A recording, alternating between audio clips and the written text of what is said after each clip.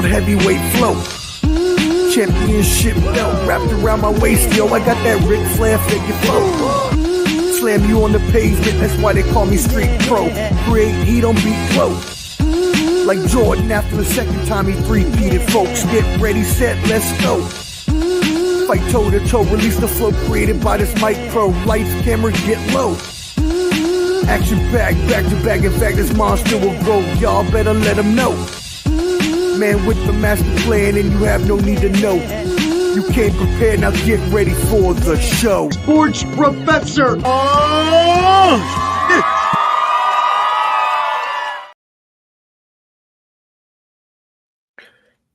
Yo, what up, friends? Welcome to another edition of the Professor Semanalmente, which again for you marks just means weekly. That's all it means, and I am your host, Omar, the Professor Fonseca. Yes, I thank you for joining me again, as you do every week. Usually, you see me in a different environment, right? You've been seeing me in a different environment with the plain wall behind me and all that good stuff. I'm back at the crib. I'm back in Nashville. I'm back where I belong, where the stars shine. It's like Hollywood in the Midwest. You know, we get it in. I be partying with all the folks all over Nashville. We be having a great time, and I am happy to be back and be as Nashville famous as I am. It just feels so good. Now, that is not to say that I did not have an amazing time in the DMV, because I will tell you one thing. I had an amazing time seeing all my family and friends. I was there for quite a while, more than normal, because I was helping Ma Dukes out with her house and some of the things going around, or that she had some things going on in her house that she needed help with. And I also wanted to be home for the holidays and say hello to everyone, all my friends and family. So again, thank you to everybody for tuning in, and thank you to everybody I saw when I was back home. That being said, before we get started, as always, please make sure you're subscribed to Ball and Buds, BALLANDBUDS. You see it on the t-shirt, you see it on the sign, you see it on the other t-shirt. Now I'm gonna have a hat and a sweater soon, so you're gonna see it. You see it everywhere. We always going live. Make sure you subscribe, please. Subscribe and share with all your family and friends. Make sure if you're watching now, I see we already got about 20 on the live. It's blowing up. Please make sure y'all hit that like button for me. YouTube will share it in the algorithm for other people to find this amazing content, as well as the other shows that we have on this network. Again, make sure you subscribe to Ball and Buds for all of that, including what will be coming up on this week. We have the Bottom Line Sports, and then also we have Clubber D, the Combat G's Combat Sports special for boxing and UFC 312. So stay tuned, and again, make sure you're subscribed at Ball and Buds, and we thank you. Now, let's kick this bad boy off, shall we? First of all, before we move on and go any further, you all know that I like to be as accurate as possible, because not only do I do this because I'm good at it, because, stars shine, baby, but also I like to do it, and also I like to be professional about it. I was going to put on dress clothes like I normally do, but I didn't unpack, and I didn't feel like going through my closet, so I just threw my t-shirt on. So you got to deal with it today. But I like to make sure my stuff is well researched, like a journalist should do, because if I want to do this in the future for the mainstream media, whoever that may be that decides to holler at your boy, well, I need to be making sure that I cover all that ground. That being said, I do need to cover a couple bases from the last episode, last Monday, when Flo and Amul, my guest, Amul Madan, and myself were having a three-way discussion. Flo, obviously from the Bottom Line Sports in the comments. First of all, we were talking about the pardons from both Joe Biden and Donald Trump, and how there was and then it got into the J6 and versus the BLM and all of that. First of all, no violence is acceptable. I just want to point that out right now. Violence against any other person is wholly and completely unacceptable. And that is the only thing I was referring to, were the people that may have committed violent crimes. Everybody else, I completely agree with, should not have been in jail in the first place. So I just wanted to make sure we cleared that up. And as well, there was an article that was talked about by Flo and Amul about the Tuskegee Airmen and their the history, as well as the WASP, the Women of the Armed Services pilots, being removed from Air Force basic training documents due to the DEI executive actions signed by Donald Trump. There was a discrepancy between the two, between Amul and Flo, on what had happened. They were both turned out to be right. They just had different timelines. Amul was correct. It was announced that they were going to remove the Tuskegee Airmen and WASP references and history from the basic training in the Air Force. But then the next day, which was the day we actually went live in the show, when Flo commented that night, it had changed, and they said that they were actually going to reinstate it. So when Flo came in and has said, oh no, they said they were going to review and reinstate it. And so Amul had not seen that yet. He had seen the previous article. So they were both not trying to dissuade anybody or falsify anything. They just had different timelines. So I want to make sure everything is always cleared up on this program, because we like to be on the up and up. So let's keep it moving. Happy Groundhog Day. Really? Should we be happy about Groundhog Day anymore? What does this really decide for us? Huh, people? What does this really decide for us?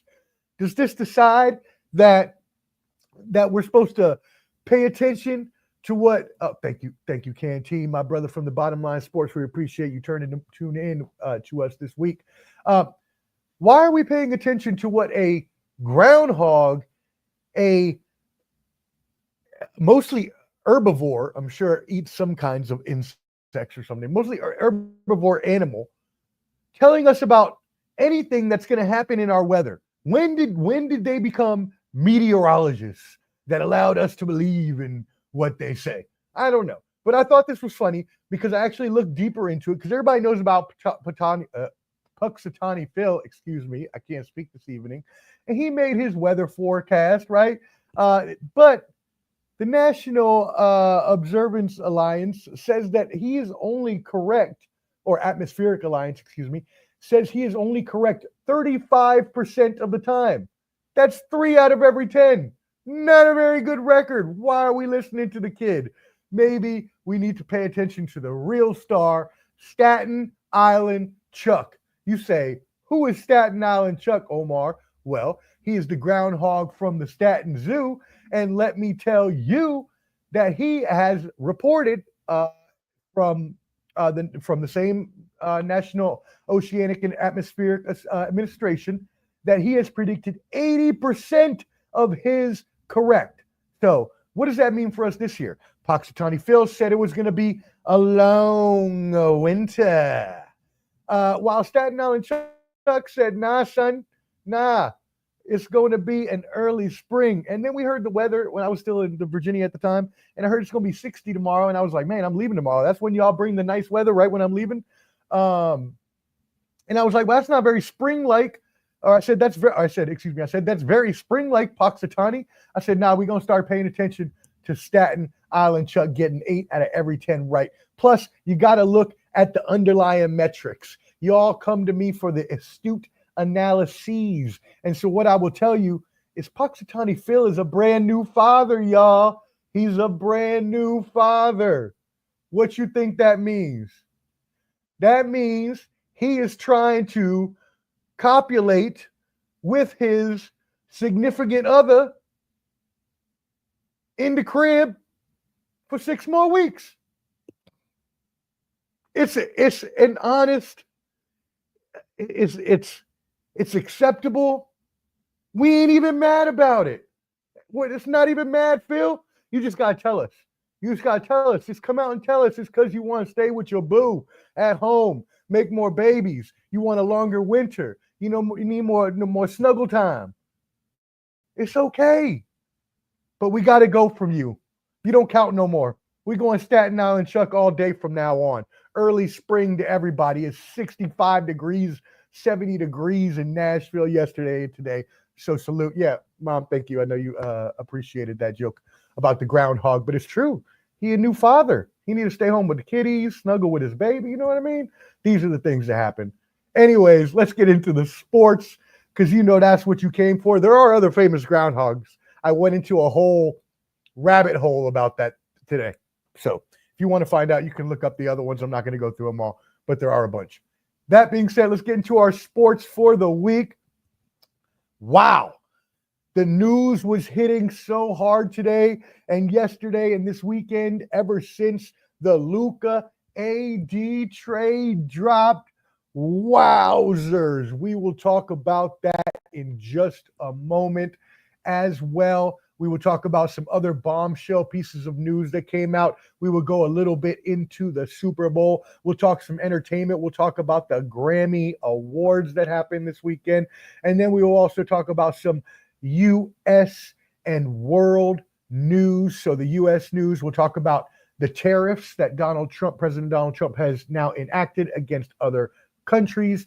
And as well in world news, we will talk about the meeting between President Donald Trump and Israeli Prime Minister Benjamin Netanyahu. But that is for later in the episode. For now, you know, we like our sports. We like to talk about where we're at in the rankings, what kind of news is happening. So, first of all, I want to start with the rankings first, and then we're going to go into a couple of pieces of news before we go into the big, huge, most shocking trade ever that happened this weekend in the NBA. So first, let's start with college basketball rankings as we usually do. And we're going to start with our women's college basketball. You already know UCLA still number one. I got to see them when I was back home. If you didn't see my video covering the game between them and the University of Maryland Terrapins, go to YouTube. I did a short 5-minute video covering that. Shout out to my producer and director, my mother. In second place, South Carolina Gamecocks at 21-1. At number 3, Hannah Hidalgo and the Notre Dame Fighting Irish at 19-2. At number 4, Madison Booker and the Texas Lady Longhorns at 22-2. And Gino Ariema still there with Paige Beckers. UConn 21-2 record at number 5. So that is your top 5 of the women's college basketball season. Right now, we got March Madness coming up in just a month, y'all. You know we love March Madness here. One of the greatest times of year when you get to just watch so much amazing college basketball. And it's, oh man, I can't wait. It's one of my favorite times of year. In men's college basketball, Auburn still at number 1, been there pretty much since the beginning, not the beginning of the season, but a few weeks after the season started at a 20-1 record. Duke at 19 wins, 2 losses at number 2. The Alabama Crimson Tide, 19-3 at the number 3 spot. At number 4, the Tennessee Volunteers with an 18-4 record. And at number 5, Houston Cougars with a 17-4 record.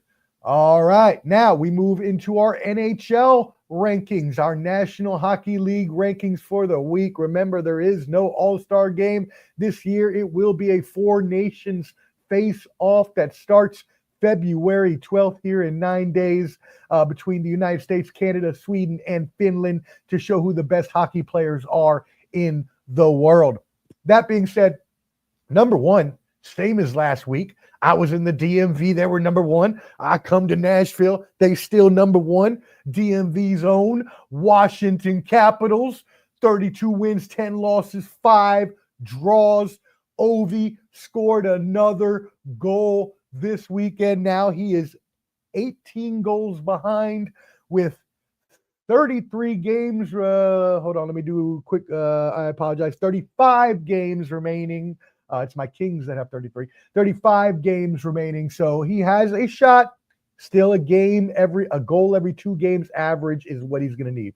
At number 2, the Winnipeg Jets, 32 wins, 14 losses, 3 draws. At number 3, the Las Vegas Golden Knights, 29 wins, 14 losses, 4 draws. At number 4, the Edmonton Oilers, 29 wins, 15 losses, 3 draws, and rounding out the top 5 of our National Hockey League rankings, the Toronto Maple Leafs, with 30 wins, 17 losses, and 2 draws. Now, moving into our NBA power rankings for the week. Yes, we got a lot of crazy NBA news to talk today, but let's get into the rankings. At number 1, the Oklahoma City Thunder, 38 wins, 9 losses. At number 2, the Houston Rockets, soaring up the rankings, pun intended. 32 wins, 16 losses. The Cleveland Cavaliers fall to number 3 last week, as you remember on this show we talked about. They stay there with 40 wins, 9 losses. My Boston Celtics, you see the cap, 35 wins, 15 losses. They are in 4th in the power rankings. And rounding out the top 5, the excellent looking Memphis Grizzlies, who are not even at full strength with all the injuries they've been experiencing this year. 33 wins, 16 losses. The Memphis Grizzlies round out your top 5. All right, so round out your top 5. So thank y'all again. Those are our sports rankings for the week, our college pro sports rankings. Please make sure you hit that like button before we get into the rest of the sports news. I appreciate you helping us share that out in the algorithms, my people. All right, also there's a QR code up at the top, so you ain't even got to type in Ball and Buds. I would tell you how to spell it, BALLANDBUDS at YouTube, but you can also use the handy QR code. I have spotted you up top. Make sure you subscribe so you stay tuned to all the videos. Before we move on,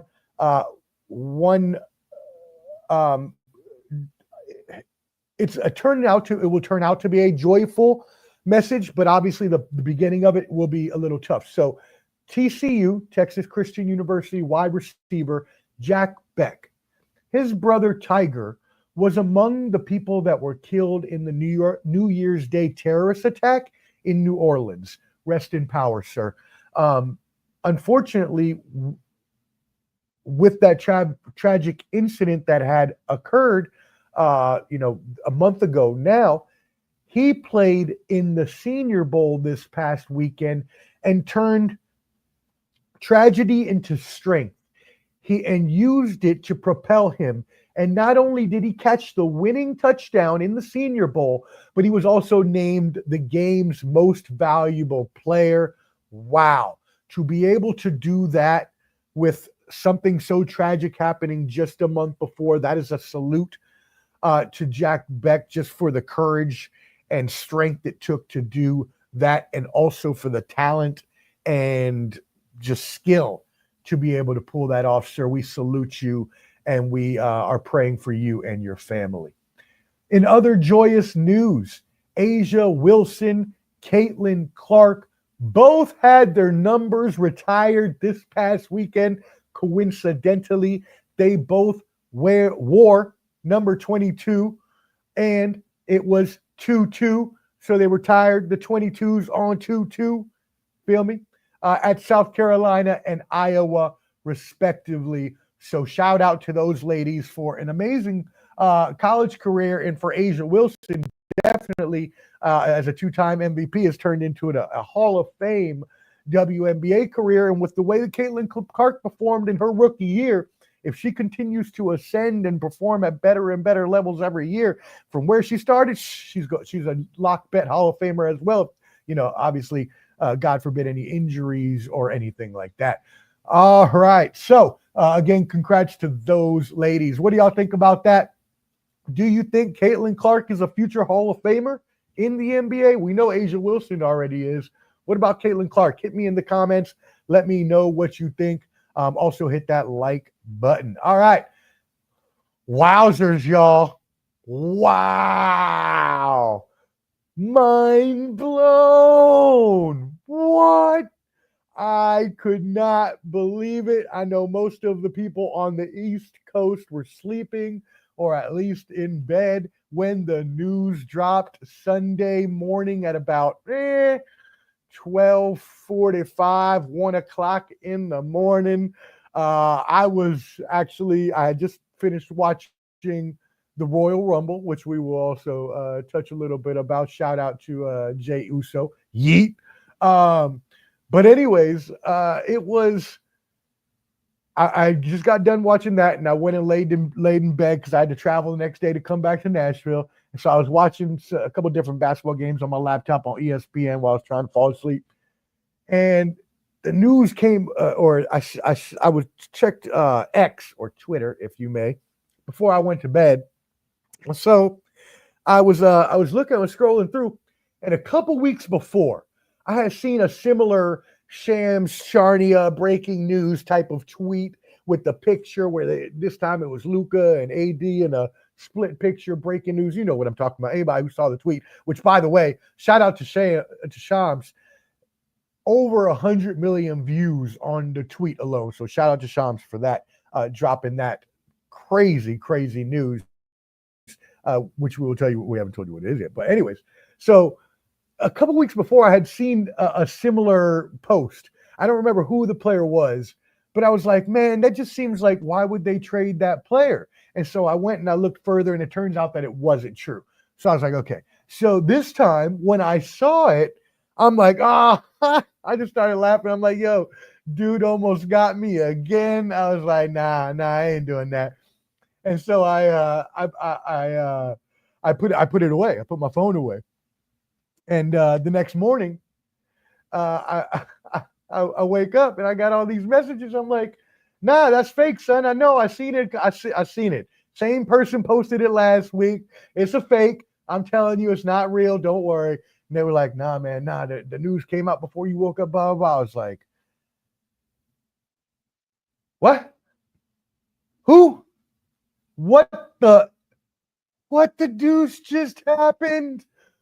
What? I'm not even a Dallas fan, a Dallas Mavericks fan. I don't live in Dallas. I know a lot of cool people out in the Dallas area. Shout out my boy DJ Danny West. But if I was a Dallas fan today, my friends, I might feel like a truck was just like a truck might have just backing up on me. Run over by a truck. How?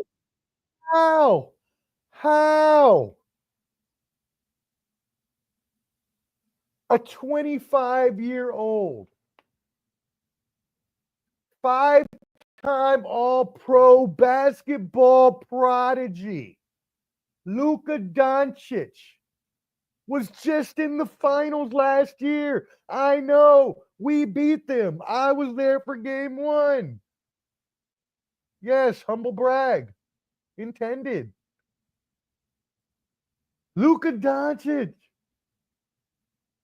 traded in the most shocking, stunning trade in NBA history.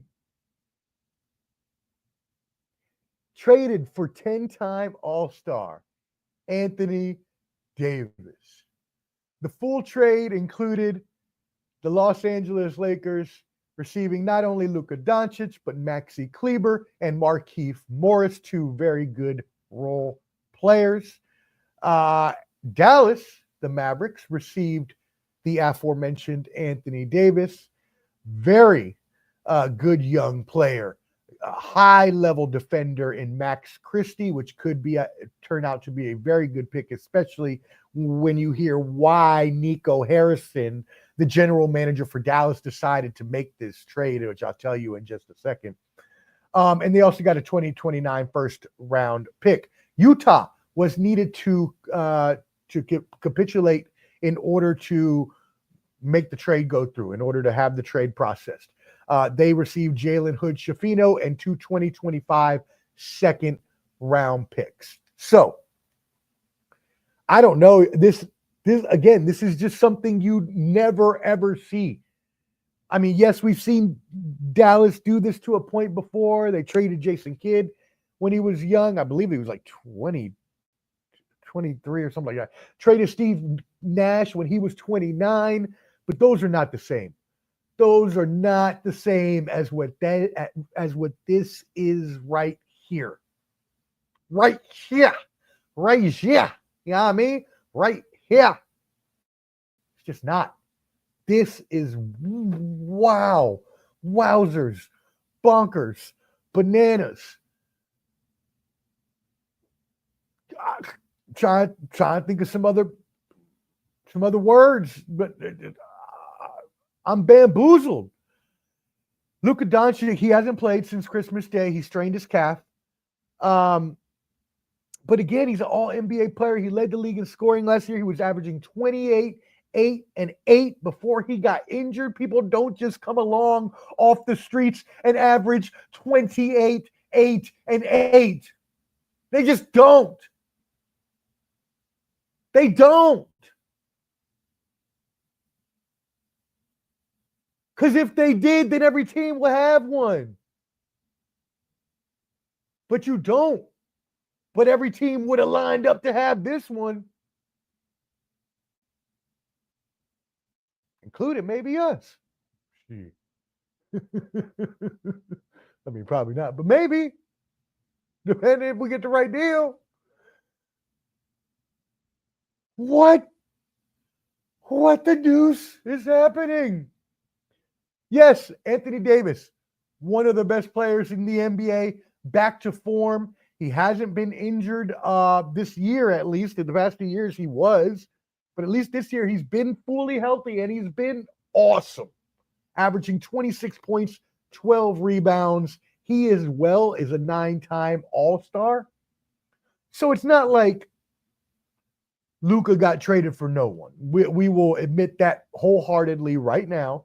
Obviously, getting Anthony Davis back is a huge deal. It's not like that's a nothing burger, right? That's not just like that's a throwaway that he was included. No, that's big. That's big. Again, especially if you're trying to go the way that Nico Harrison is talking about going. And again, I'll get to that in just a second.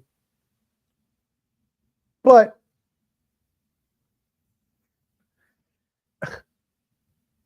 Davis is also 6 years older than Luka.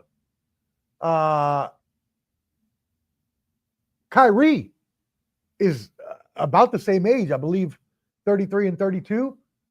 So these are two now older players that you are pairing up. Yes, Kyrie has the game to be able to play, I believe, at least till he's 40. AD, not so much. Not so much. Hey, God bless him. Hope he continues to stay healthy as he has this year, but that's not what's happened in the past. If you're telling me to go off of historical results to predict my future, I can tell you what I know. And Kyrie is the same way. Been amazing this year. All pro level this year. But he's injury prone. There have been times when he didn't want to come to work for whatever reason that may have been.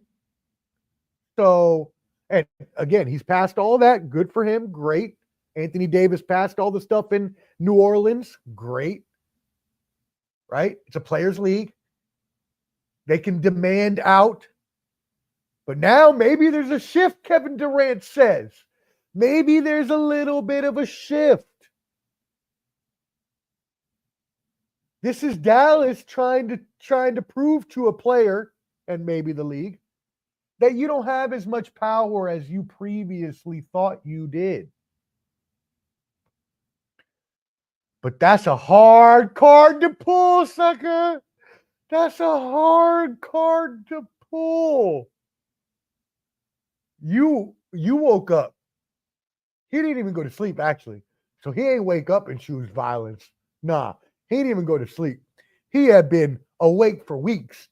He had been woke for weeks, awake for violence. He been choosing this violence he thought about this.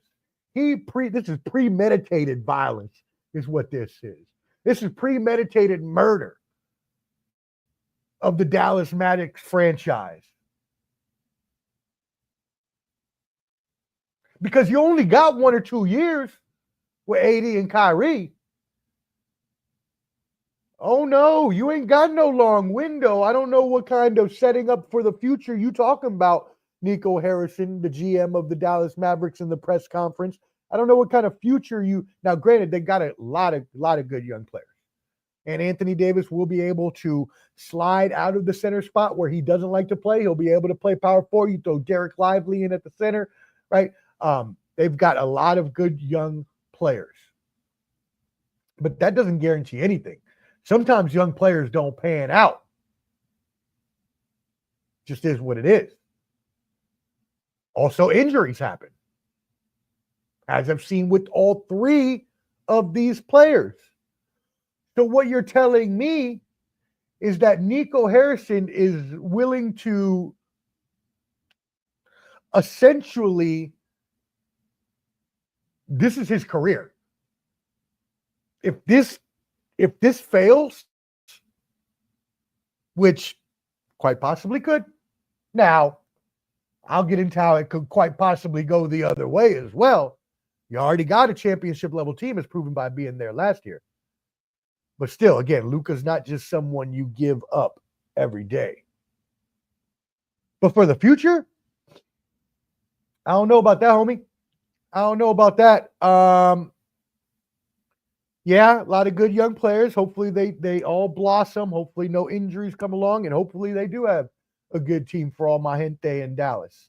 But for this trade, for trading away a 25-year-old player for a 32-year-old player, that's the opposite of extending your window. That's the opposite of looking towards the future. You just made the team older with its two primary players. Which means if injuries or retirement or don't want to play or whatever, if any of these things happen, you're done. And if both of them go, and then you don't have Luka anymore, you better hope all them young players blossom. And even then, you still ain't going to be good enough to win the championship. So the Mavericks have to hope that they win this year. Maybe next at the longest. Because I can't give you more than 2 years of these two together. Injuries alone, that's the only thing I'm thinking about. I just can't. In good faith, knowing their injury history, I cannot do that. 2 years to win a championship for the Mavericks. Or again, I'm saying 2 years because that's how long I think they'll be able to last injury-wise, retirement, whatever else. Could they? And hopefully, again, God bless them. Hopefully they last a little longer, at least for his sake. Because if they don't and they don't win a championship, oh Lord. Oh, Lord have mercy. Lord have mercy. Oh, help your soul. Help your soul, because you will never, ever, not only will you never live that down, you're never getting a GM job again anywhere. You ain't going GM McDonald's after making a trade like that.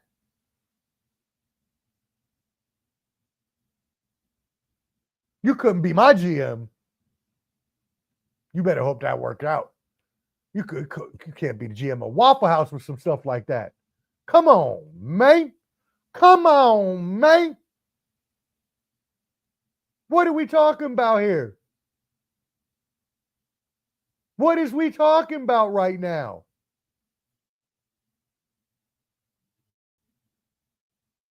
Oh, I couldn't believe it. I thought there's no way. There is no way this has happened. Now, let's get to the point. Nico Harrison wants the team to be defensive. He believes bringing Anthony Davis in, adding him to a championship-level caliber team, which they are because they were in the finals last year, will bring them a championship. Again, I hope he's right. And I don't personally hope he's right. I mean, I hope for his sake he's right because I don't like to see bad things happen to people. But I don't agree with the trade either. No matter what you think about his conditioning, no matter what you think about how he may have his own medical staff, how he may live his style or his lifestyle outside of work. if he's coming to the court, all NBA every year, 28, 8, and 8 to start the year, I don't care what you do. As long as you ain't hurting nobody, you ain't a murderer, you ain't nothing like that, right? You ain't going out and hurting people, anything like that. I don't care. You come in, you averaging 28, 8, and 8, as long as you ain't doing nothing stupid that would get you in trouble. Violent crimes, like we talked about earlier. As long as you ain't doing that, we good, homie. But that's tough. That's tough. What do y'all think? What do y'all think? Let me know in the chat. We are blowing up in here. We got over 50 on the live stream. Thank y'all for tuning in. Ball and Buds, make sure you subscribe. This is the Professor Semanalmente. I'm just here talking about the Luka Doncic trade for AD and how crazy this is. How I personally would not trade an all NBA level player like Luka Doncic. How Nico Harrison now has 2 years, I believe at the most, due to injuries and history and other things that could happen or preclude a season, right? Maybe he gets lucky and gets a third. He has to win a championship. If not, it's a complete failure, never getting a job as a GM, and he'll never, ever, ever, ever, never, ever, ever, ever, ever, ever, ever, ever, shout out to Outcast, Andre 3000, big boy, shout out my brothers, ever live this down. Forever. Forever. Shout out another great movie, The Sandlot. Forever. Never gonna live that down. Never gonna get another job. Maybe not even a manager job. Forget a general manager. Maybe not even a towel boy.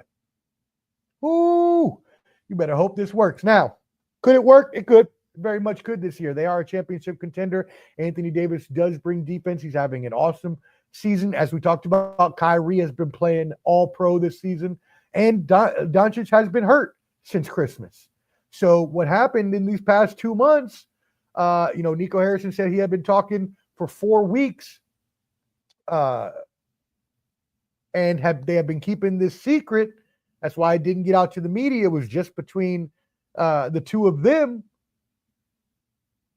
And over this time, he clearly saw that the team was a championship level contender without him. That's clearly what he saw, or he would not have made the trade. That's just as logical as it gets.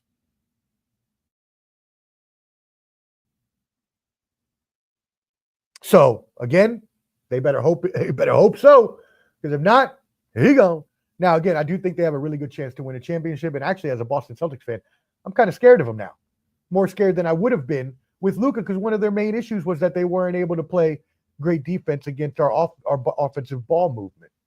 And Luka's not a great defender. That's true. We all know that. I mean, not a great defender is being very kind. Luka's a bad defender. He's a non-defender. He doesn't defend. He doesn't try. He just watches people roll by and then throws his hands up in there like it's someone else's fault, which is frustrating as hell. I couldn't be a Mavericks fan because that's frustrating as hell. I thought it was frustrating enough when Jason Tatum was complaining all the time, which he was. But I'd be even more upset if I was a Dallas fan because Doncic is just always doing the most. But again, I don't care if you're averaging 28, 8, and 8, and that's what you bring in every night to the court. That's what you're dropping. I don't care. Be a diva all you want. Me and my pops had this not an argument, but a discussion over Juan Soto and the Mets. I'm like, yeah, but he's a great player. Let him be a diva. It's okay. He's a great player. Let's just get the tools around him to win a championship. Now let's look at the Lakers side of this. Obviously, the Lakers, I'm not going to come out here and be irresponsible and allege or some consorted or conspiracy theory. I would never do such a thing on this reputable program. I wouldn't say that Adam Silver may have seen the end of LeBron's career and needed another face of the franchise for LA. I would never say anything like that because we will not say any of those irresponsible uh, conspiracy theories that are not yet proven. Now, are these the things that are being said on the interwebs, the social media realm? Yes, there are some things of this nature.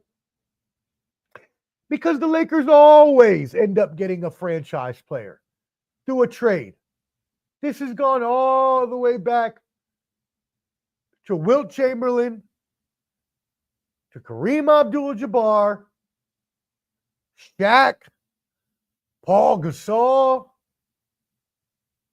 Anthony Davis, who we're talking about in this damn trade. The list goes on and on and on. Again, I'm not saying these things are true. I'm just saying it's a little coincidental that the Lakers are always propped up to be one of the best teams, even when they're starting to look like they might go off a cliff. I'll save those bangers for Hot Take Jake later. Y'all be on the lookout. Total Evisceration, new show coming soon. Your boy, the Street Professor versus Hot Take Jake. It will be an all-out debate war, and y'all will die laughing. So please check it out. The debut coming soon. Back to the news. So the Lakers get their future franchise here, right? They get their face of the future. Obviously, this is going to be who maintains the Lakers' fame and prominence and selling those tickets when LeBron is gone. Because let's be completely honest, LeBron ain't got much longer left. Yes, he says he wants to play 5 more years. And could he physically? Sure, he could. He is a physical marvel. I may be a LeBron hater, but I can admit when I know who one of the greatest is, and he is. And he's also one of the greatest physical specimens of all time. Pause. But that don't mean he's going to keep playing just because he can. He's got his son to the league. Bronny has proved what many of us, including myself, said, that he just was not ready for the NBA. He needed more time in college. He wanted his son out there with them. Cool. I love the moment. I love that they got to share that with each other. But honestly, it took away Bronny's basketball prospects, and now he's probably going to have to go overseas to try to find a job. And so, or they just retire at the same time. Next year, I said this on the bottom line. I was joking with Hot Take Jake trying to make fun of him, but next year, the year after, maybe they just retire. First father-son duo to ever play in the NBA together, and the first father-son duo to retire on the same day. But either way, Luka's the future of this franchise. But that doesn't mean that the Lakers cannot win this year either. Now, is it going to be a much harder road than Dallas? Yes, I still do not believe that they have all the pieces necessary for a championship team, but I also do not believe that either of these teams are done. I believe both of these teams are going to go out and make other moves, and we still don't know what's happening with Jimmy Butler. And if you're telling me, and you're saying, all right, Omar, you're Nico Harrison. You've traded your franchise player. You've traded the basketball prodigy. You've traded a 25-year-old all-NBA player. You got back a great, awesome all-NBA player as well, who's a great defender, but makes you much older. What would be your next move? Well, at this point, you're already 2/3 towards the Phoenix Suns special. Shout out Clubber D, the Combat G. Check out his Combat Sports special this Thursday, 8 p.m. Eastern. Shameless plug. No.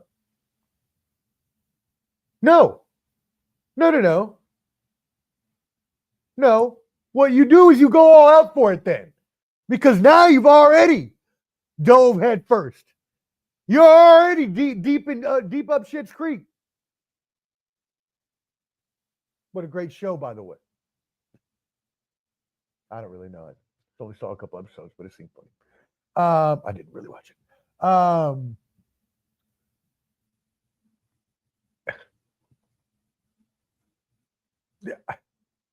they've got to prove it to me. Yes, right now they're still in shot within the Western Conference in order to be able to, be able to ascend in the playoffs and maybe even get a home game possibly. They're going to have to make up some other moves to round out the roster, but I do, at least for the year and maybe even next year. You can't say that you don't like the Luka LeBron combo. A lot of people along the way called Luka, a little mini LeBron anyway. So, and he does a lot of things like LeBron and similar to LeBron. So, yeah, I think that obviously they're going to have to figure out who's going to have the ball. Apparently, from what I'm hearing, sources are telling me that it's going to be Luka that has the ball most of the time, being that he is the more natural ball handler. But that's going to be tough for LeBron, seeing how he is usually the one that is just the leader of the offense and the one controlling the flow of the offense. So we'll see what happens, but they do have a chance as well. Not as good as a chance as Dallas, but they have a chance as well to win a championship if they do it this year. Again, they're going to have to get some other pieces. But if I'm if I'm Dallas, you already dived in head first. Go all the way. Trade for Jimmy Butler. As long as you ain't got to give up no major pieces. Trade for Jimmy Butler. Might as well. You want to go all defense? That's a clamp down defensive team right there that can score too. That's a championship level team. That's what I would do as the GM if I was, misguided enough. I'm not going to call the gentleman out his name, but if I was misguided enough to trade a franchise basketball prodigy, which I wouldn't be, if I was misguided enough, well, I would not be hesitant to keep diving on in. Just keep diving further and further and further. Go trade for Jimmy Butler. You might as well. And he's resigned next season. You might get 2 championships out of it. Maybe. Maybe not. And if not, you may not even be the towel boy, sir. You may have to be doing the rooms at the La Quinta Inn, my friend. No at all shame intended on La Quinta Inn. Never stayed at one before, but I'm sure they're nice people. Is the La Quinta Inn or not? I don't know. What do y'all think about this Luka AD trade, y'all? This is crazy. Would you trade Luka? They're talking about conditioning problems. They're talking about, him having his own personal training team that didn't necessarily agree with what he had with the team's training team. They're talking about his lifestyle, him not being able to. But again, how much shape do you need me to be in if I'm dropping 28, 8, and 8? They said the same thing about AI, about Allen Iverson going out every night. They said the same thing, but he's coming out here dropping 35, 10, and 5. Probably not 35, 10, and 5 for AI. Maybe 35, 7, and 5. He was a good rebounder, though. For shout out. VA owned. My brother. AI. So we'll see. We'll see what happens. This is going to be crazy. Check out more. I'll have more to say on the Bottom Line Sports tomorrow night. Those are just my initial thoughts. I'll have definitely more to say as I think more about it over the evening. So check us out later this week. Probably Wednesday because I can't go tomorrow night because I got Country Box. Shout out Country Box tomorrow night. I'll be covering that. Oliver McCall will be fighting his second fight as a 59 going on 60-year-old former world heavyweight champion. So I'm super excited to be there and get that interview with him and as well my dad Sando. So y'all check out Country Box, Jimmy Adams and the whole team over there. Salute. Now let's look at this for Luka. I was about to say Duka. Excuse me, Luka. I was thinking Duke. I did not mean to come out your name like that. Luka, let's think about this from Luka's side.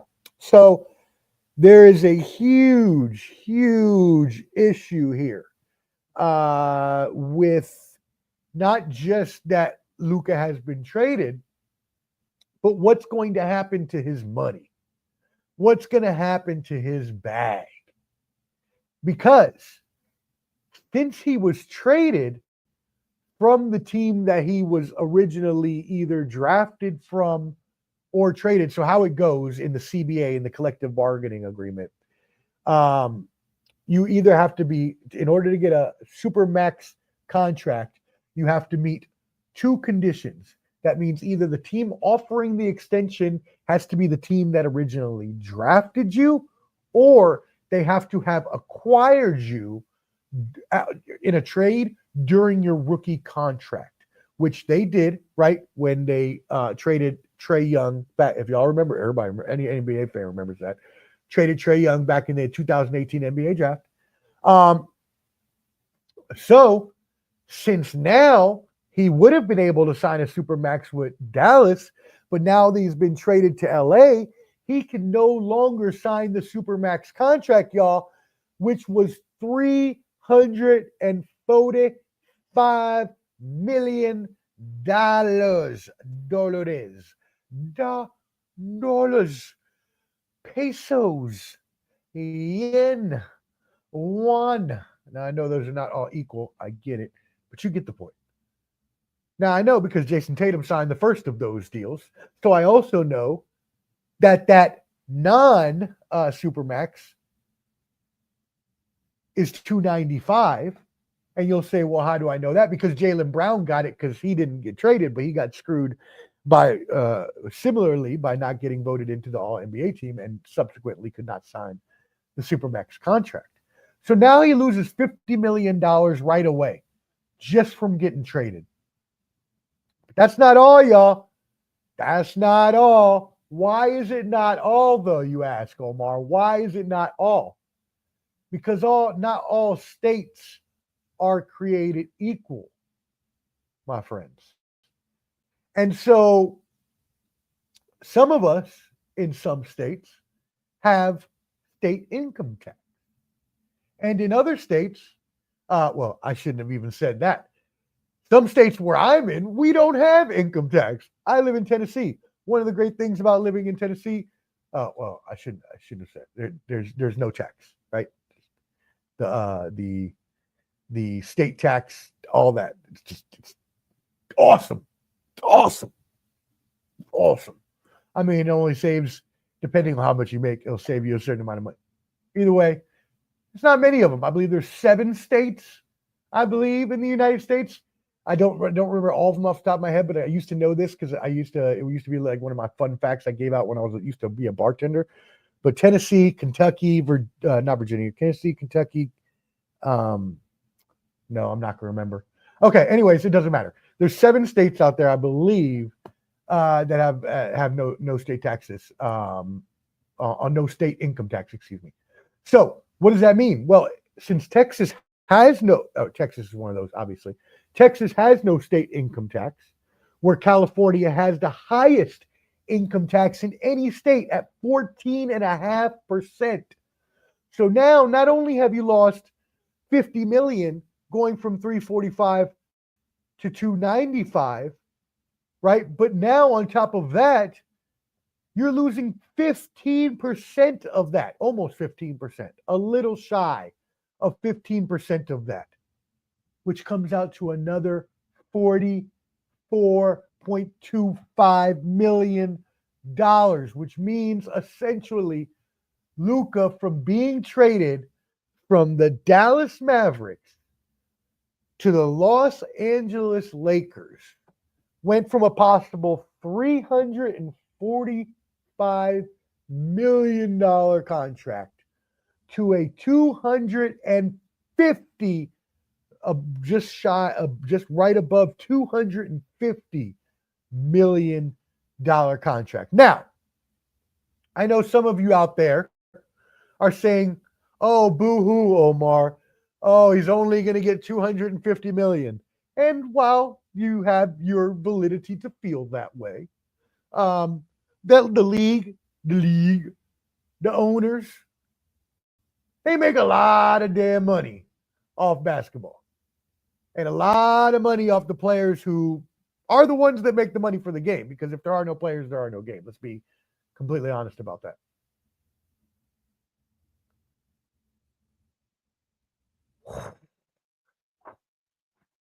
What the deuce? What? So you're telling me I just lost $95 million because I got traded? You couldn't have thought a little bit more about me, man? Couldn't have thought a little more? You couldn't even have given me a heads up? Luka ain't getting no heads up. Now, granted, the reason they kept this private and the reason Luka, LeBron, AD, no one got a heads up before it happened was because that you say something to anyone, all it takes is one open mouth. You can't trust anyone in that situation. Everyone want to be the one to break the story. What? You think? No. They would have told one. If he would have told his wife would have ran out there and sold him off to the National Enquirer for $1 million. Right? You know what I mean? Yeah. You know what I'm saying? Like $95 million? Give a brother a text message, a scheduled send email. At least that. At the very least, you should know that if the trade is going to be announced at 43 a.m., at 12:40, you should have a scheduled send email that goes out. Actually, at 12:42. Just enough time for him not to respond or see it yet, but to give you cover that you actually sent the email telling him he was going to get traded. I'm sorry, sir, that I'm costing you $95 million by trading you from the Dallas Mavericks to the Los Angeles Lakers, but I'm sending you a nice email to apologize for the fact that I'm trading you, and you'll see that come out in about 30 seconds. Send. Or it should be a scheduled send, so you make sure it goes out on time, but just enough time so he doesn't have time to respond. Because, man, you did that man dirty. You did that man dirty. I get maybe you don't agree with, but man, again, he's the face of your franchise. Dallas Mavericks fans are pissed today, rightfully so. He's a basketball prodigy. He's one of the best basketball players in the world. Top 5 MVP conversation every year. Was just in the conference finals last year. As I mentioned plenty of times already today, 28, 8, and 8 was what he was dropping before he got injured. Nah, man. You better hope.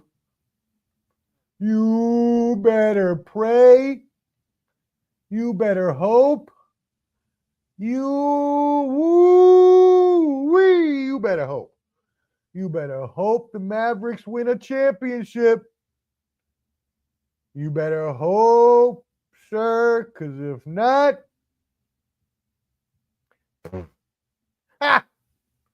what I said earlier, you're gonna be at the Waffle House. You're gonna be at the Holiday Inn, motel, hotel, Holiday Inn.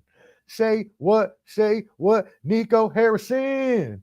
He got a trade for Luka. Thought Anthony Davis was the shooter. Then it turned to not work out. Now he's at the Waffle House. Like what? Boy, you better hope. You better hope. That's all I can say. You better hope. We like my little impromptu song. I thought that was pretty good. Give me a like if you I cracked myself up. All right, let's keep it moving. We talked about that for a long time. My bad, y'all. I was on that for a minute. Hey, Hot Take Jake, I know you're watching. I'm going to be a little late to recordings. Let's push this back to 9. I got a bunch more stuff to talk about. All right, Swiper, a.k.a. De'Aaron Fox, was also traded from the Sacramento Kings to the San Antonio Spurs.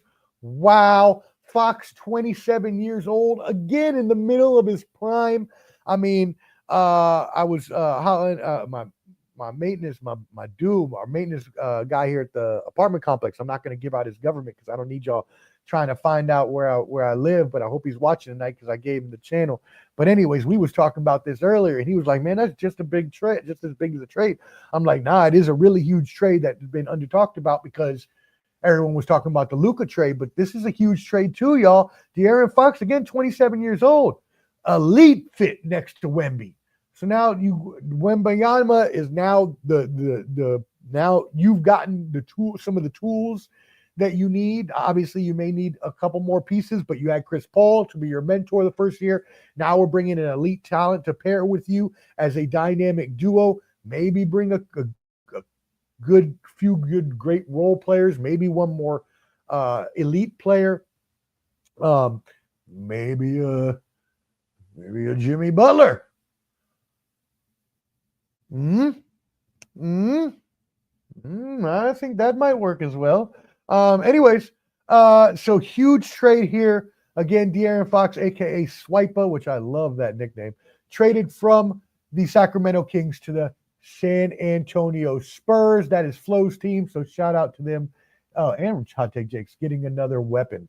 As for other people, Clubber D, the Combat G, again, don't forget to check out his Combat Sports special this Thursday, 8 p.m. Eastern. His sons, the Phoenix Suns. Now that Luka's been traded, apparently the Phoenix Suns are listening to offers for Kevin Durant. No one is safe. Everyone is tradable. No one is untouchable. What is happening? I'm going to hyperventilate. If they start just trading superstars every day, we're just going to go into a massive frenzy of hyperventilation. So they went from possibly trading Bradley Beal for the aforementioned Jimmy Butler to now trading away Kevin Durant. I don't know. I gotta wait to see if this is real. It was reported on ESPN, but I gotta wait to hear some more. So we'll see. More trades. We're almost done with trades, y'all. Myles Garrett, the NFL has requested a trade from the Cleveland Browns. What the deuce? Ooh, what did you say? Yes, the franchise player for the Cleveland Browns, star defensive end, amazing defensive end, just passed 100 sacks for his career, and he hasn't even been in the league, 9 years, I think, 10 years? Dude is amazing. Hall of Famer already. But the last week, Andrew Berry, GM for the Browns, in an interview, stated that Myles Garrett was not up for trade, which is what you should expect to hear from your GM. They wanted him to retire a Brown. Well, Myles Garrett heard this and said, wait a minute. Wait a minute. Well, hold up. Wait a minute. Try to put that back up. Whoa, wait a second now. Wait a hot tootin' minute. Wait a second. So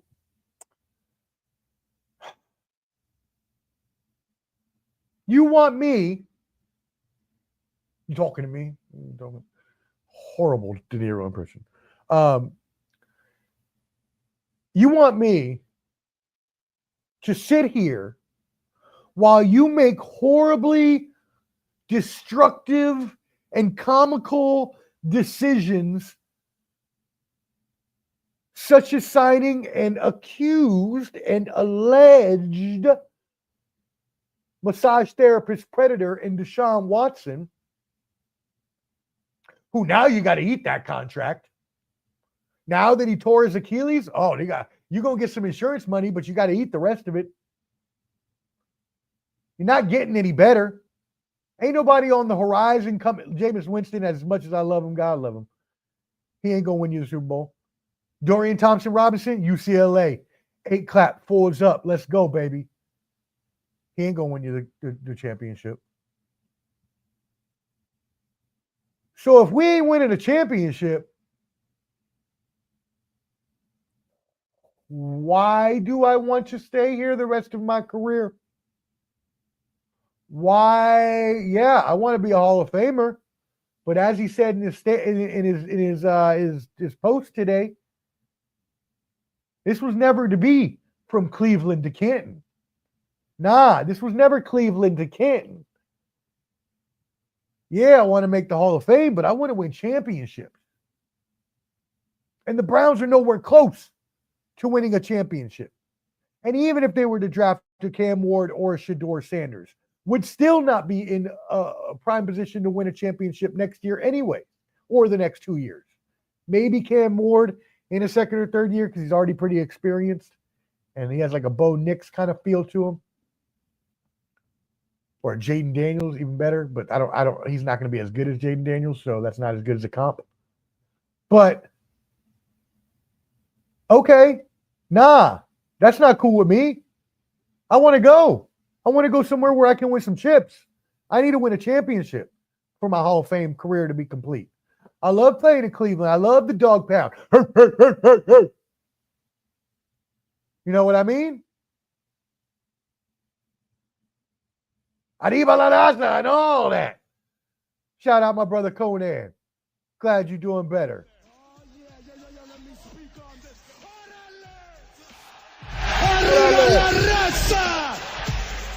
Time to stack a million, money's to the ceiling, grind hard. Thank you.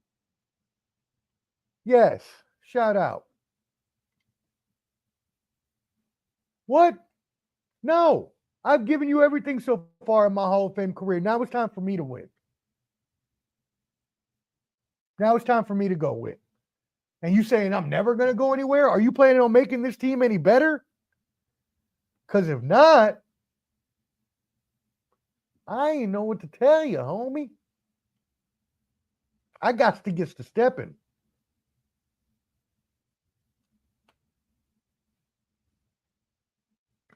That's what I would do. I don't blame him at all.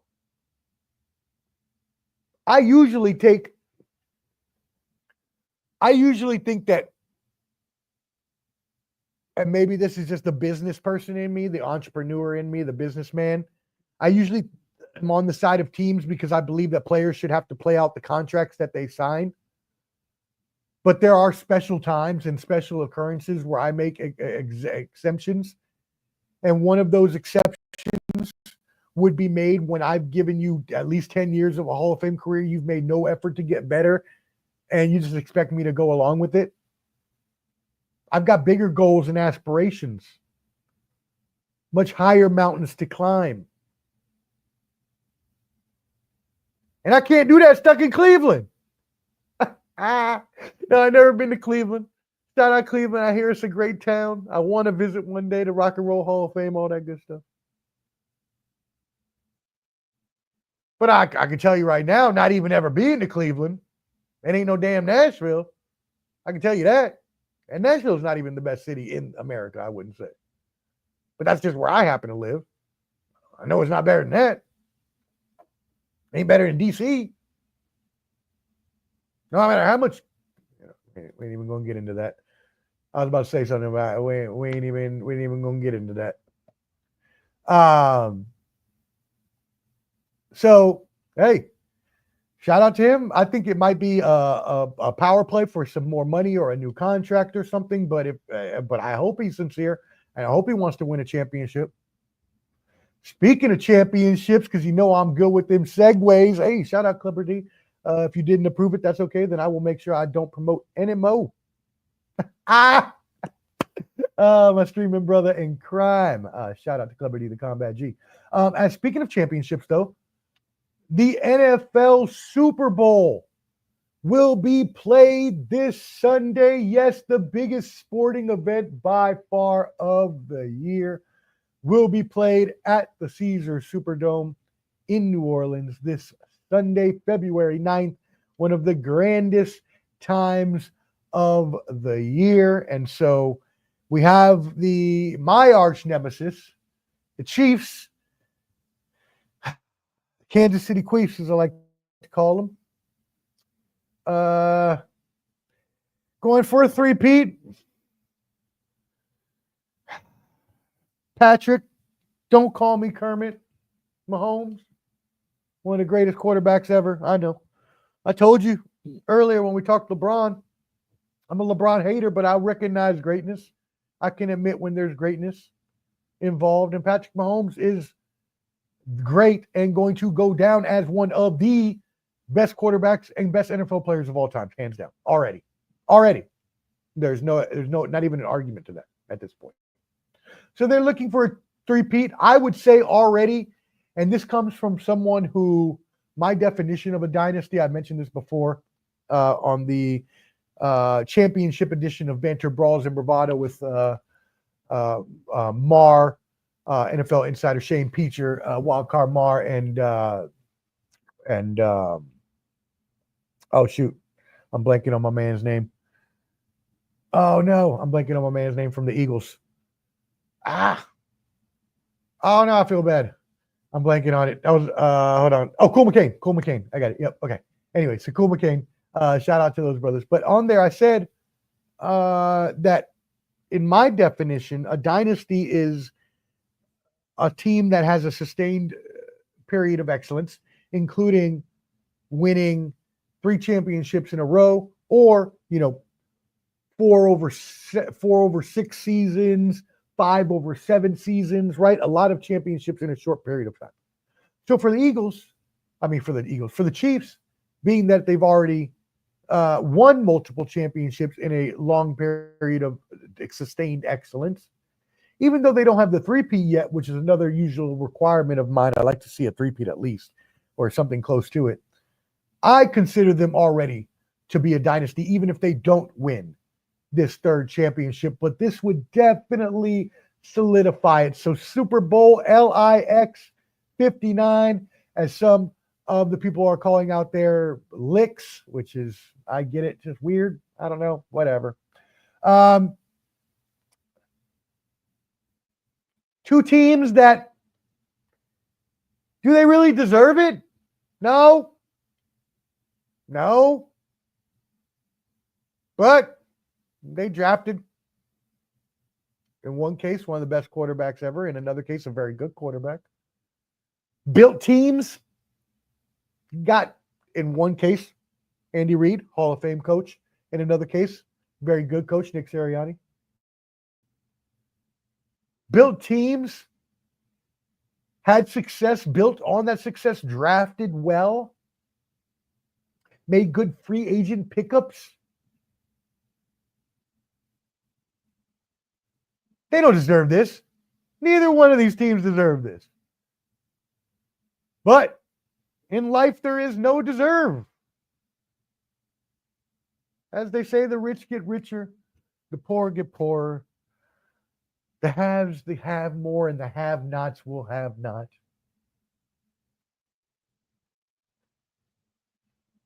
But they don't deserve this. Let's be honest. Let's be honest. But they got it. And I'm a hater. I'm such a hater. All right, anyways, let's get back to neutral professionalism. The Chiefs and the Eagles, they will play in Super Bowl 59. They last played in Super Bowl 57. This is a rematch from 3 years ago. A questionable pass interference call, if you will remember, helped propel Patrick Mahomes and the Chiefs to a narrow 3-point dramatic victory. Now, the Chiefs will be tried to become the first time, as I mentioned, in history to win 3 championships in a row, going up against the Eagles, who have Jalen Hurts, Saquon Barkley, my NFL MVP for this year, going over 2,000 yards, shout out, and just a team of just dogs. Jalen Carter on the defensive line, just a great offensive line, just a great team all around. This is a battle of 2 evenly matched teams, and I gave my prediction already. Well, no, I guess we didn't. Never mind. That's going to be this week on the Bottom Line Sports. Y'all check that out. I thought I did, but I did not give my prediction yet because we were going to wait.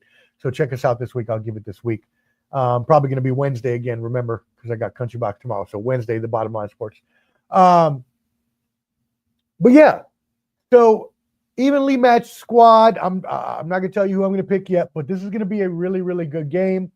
I expect nothing short of less than what we saw the first game, a close game, last second type of game.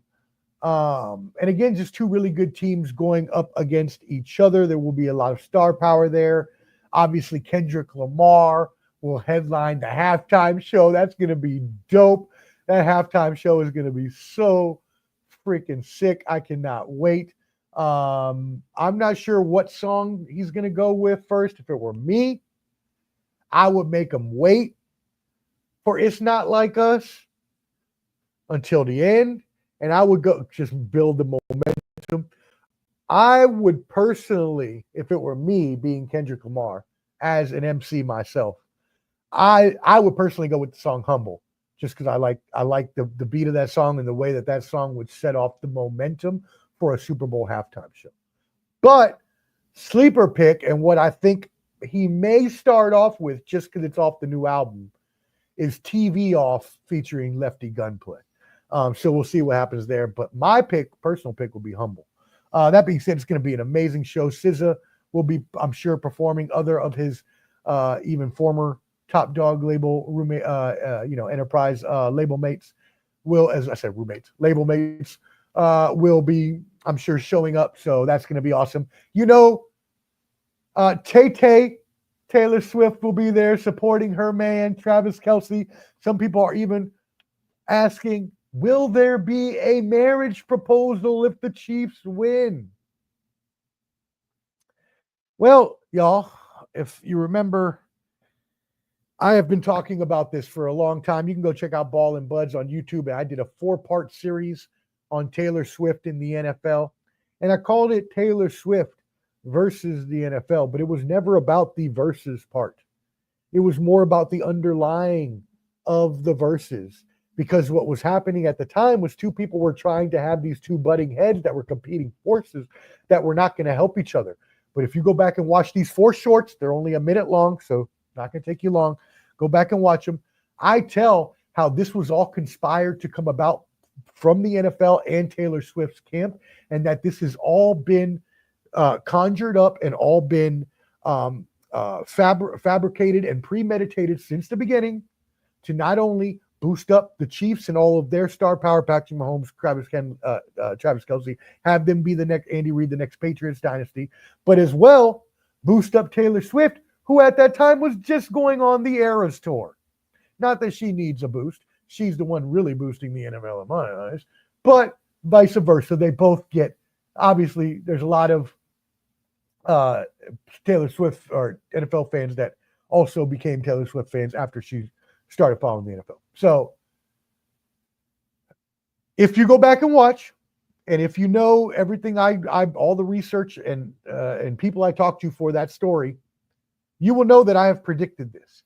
I've predicted that the Chiefs would win the Super Bowl and that there would be a marriage proposal between Taylor Swift and Travis Kelce. I have predicted that since the beginning. I did not say which Super Bowl. All I said was that eventually they would get married at the Super Bowl. Now, I said that on the bottom line. So you're going to have to go to a different bottom line episode. It's not in the shorts, but I did say that on the bottom line. Actually, it was last year before the Super Bowl. I think I said it 2 years ago. Anyways, this is just, it's great for both of them. It's great for both parties. Everybody gets everything they want out of it. Everybody makes a whole bunch of money. As I mentioned, the rich get richer. The poor get poorer. No, the rich get richer, right? So, hey, shout out to everybody involved. I'm not mad. I wouldn't hate to see it. I know I joke around a lot. My baby Tay-Tay, I know I tell her to come back to me here in Nashville when she's done with Travis Kelce. And I realize that a lot of different hands are at play for these things to work how they do. But never say that there is not a good conspiracy theory out there.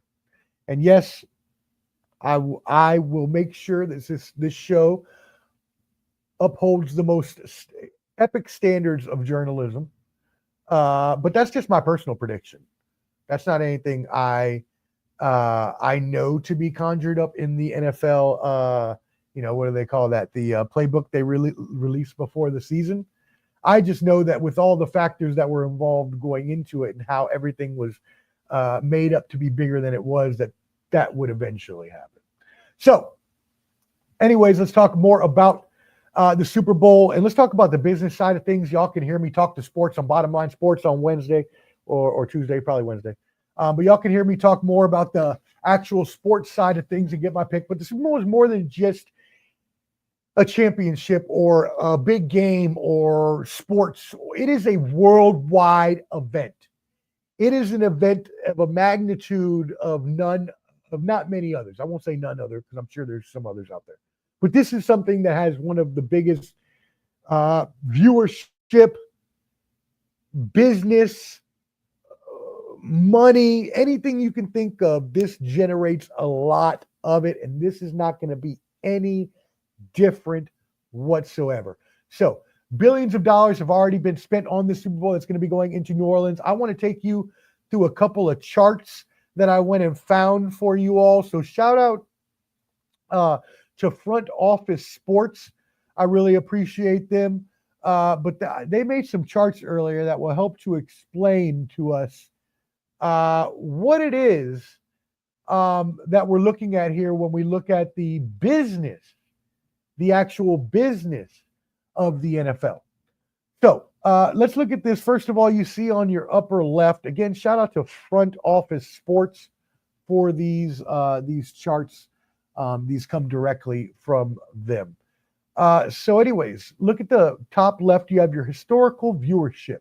Now you'll see last year we had about 124 million viewers. That's the highest of all time.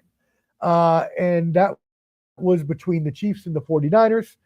This was over 7% over the previous year's record of 115 million when it was on Fox.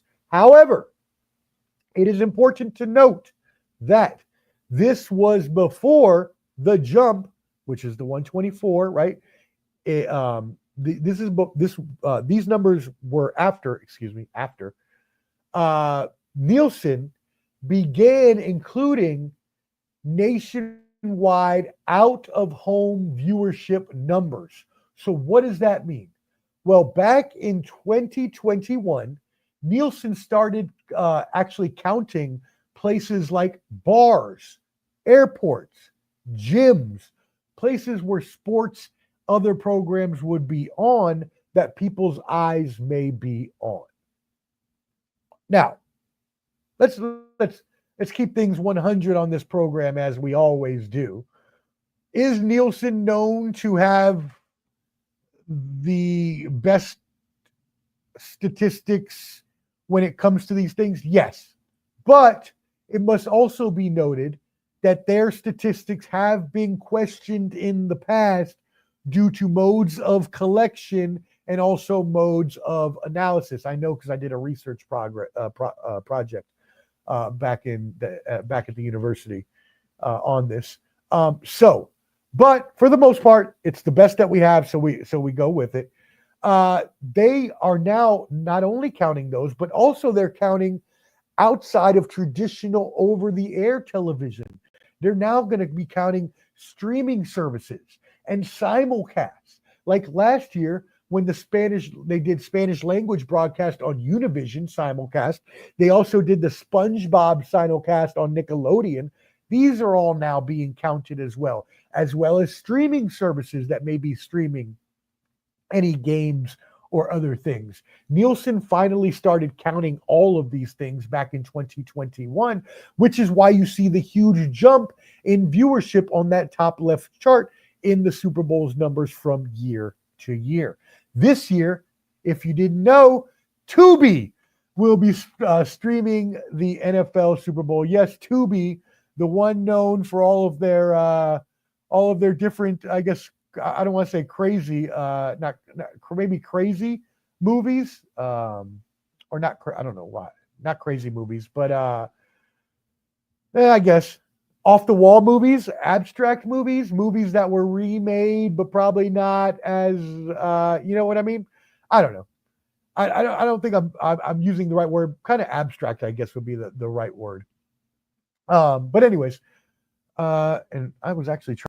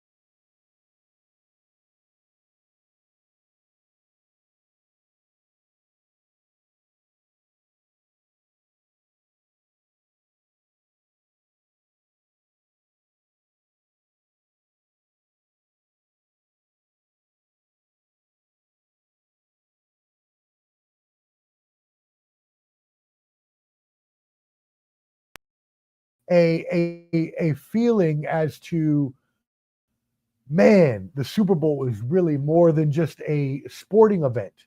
It is a whole business. So again, shout out to Front Office Sports for those charts. Those are obviously charts they made, and I thank them for allowing us to borrow those and show the fans to educate people better on this program. That being said, make sure you're subscribed to Ball and Buds, BALLANDBUDS on YouTube to catch all of our programming. I go live every week, at least every Monday for this show, but also on other shows multiple times a week. You can catch me with a bunch of my buds, hence the Ball and Buds, although it's so much more now because not only do we talk sports, we also talk entertainment, we talk world news, U.S. news, and the likes. So hit that like button for me, please. Help YouTube boost us in the algorithm. Hit the love button, the laugh button. It's a love, laugh, decor, home photo. While we keep it moving on to the entertainment portion of this show. Yes, indeedy, we got to continue to feed the needy. 67th Grammy Awards were last night. Queen Bee, Beyonce, who had 99 Grammy nominations, finally won Album of the Year. And yes, many of you may have just made the joke in your head that Trevor Noah made at the ceremony when he said she had 99 Grammy nominations and now an Album of the Year is won. Get it? Love you, Trevor Noah, my brother. Shout out. All right. She is the most nominated and most awarded artist in Grammy history. And the crazy part is she won her first Album of the Year for Cowboy Carter. If you did not know, if you're not a Beyonce fan, this year, Beyonce had the unmitigated gall, which is not a bad thing. That means a lot of cojones, a lot of bravado to release a country album. She's always tried to do the genre bending music, and that's why she's so great of a talent and such an amazing artist that she can do many different types of music. But to completely step out of your lane to a country music album is another level. And the fact that she was honored with Best Country Album is even crazier. Now, albeit that's from the Grammys. It's not from the Country Music Awards. It's not from the Country Music Hall of Fame. And I can tell you from being here in Nashville personally, and I was out and about roaming the streets with some of my fellow stars here in Nashville, they were not as enthusiastic as the Grammys were. I mean, Beyonce wasn't voted for Album of the Year in any of the Country Music Award events, so why? Right? So we got to take it with what it is. Beyonce's a great artist. The Grammys are known to favor certain style of artists and certain fame of artists, and it's not that Beyonce doesn't deserve it, because she deserves everything she's gotten as an amazing artist as she is. But is she going to win this here in Nashville or at the Country Music Awards or anything like that? No, not at all. Not even close. And I can tell you that's definitely what I heard many places yesterday and today. So anyways, keeping it moving. Kendrick Lamar also did amazing. Took home Record of the Year and Song of the Year for the aforementioned Not Like Us, because they not like us. You know what I mean? Kendrick, salute, my brother. Shout out.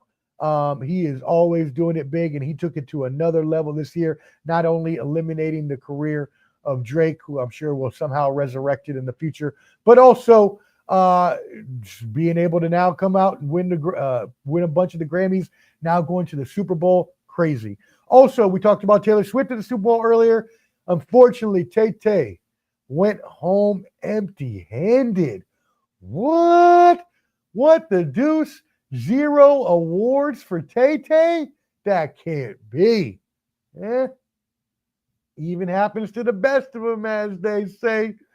The award show did pay tribute to legendary producer Quincy Jones, who died in November, and also to the victims of the wildfire. They raised $7 million from viewers during the show. This is the first win again for Beyonce. She is also the first Black female artist to win a country Album of the Year award, obviously, as we had just mentioned. So huge shout out to her like that. Other notable winners, Doechii became the third woman to win Best Rap Album with Alligator Bites Never Heal.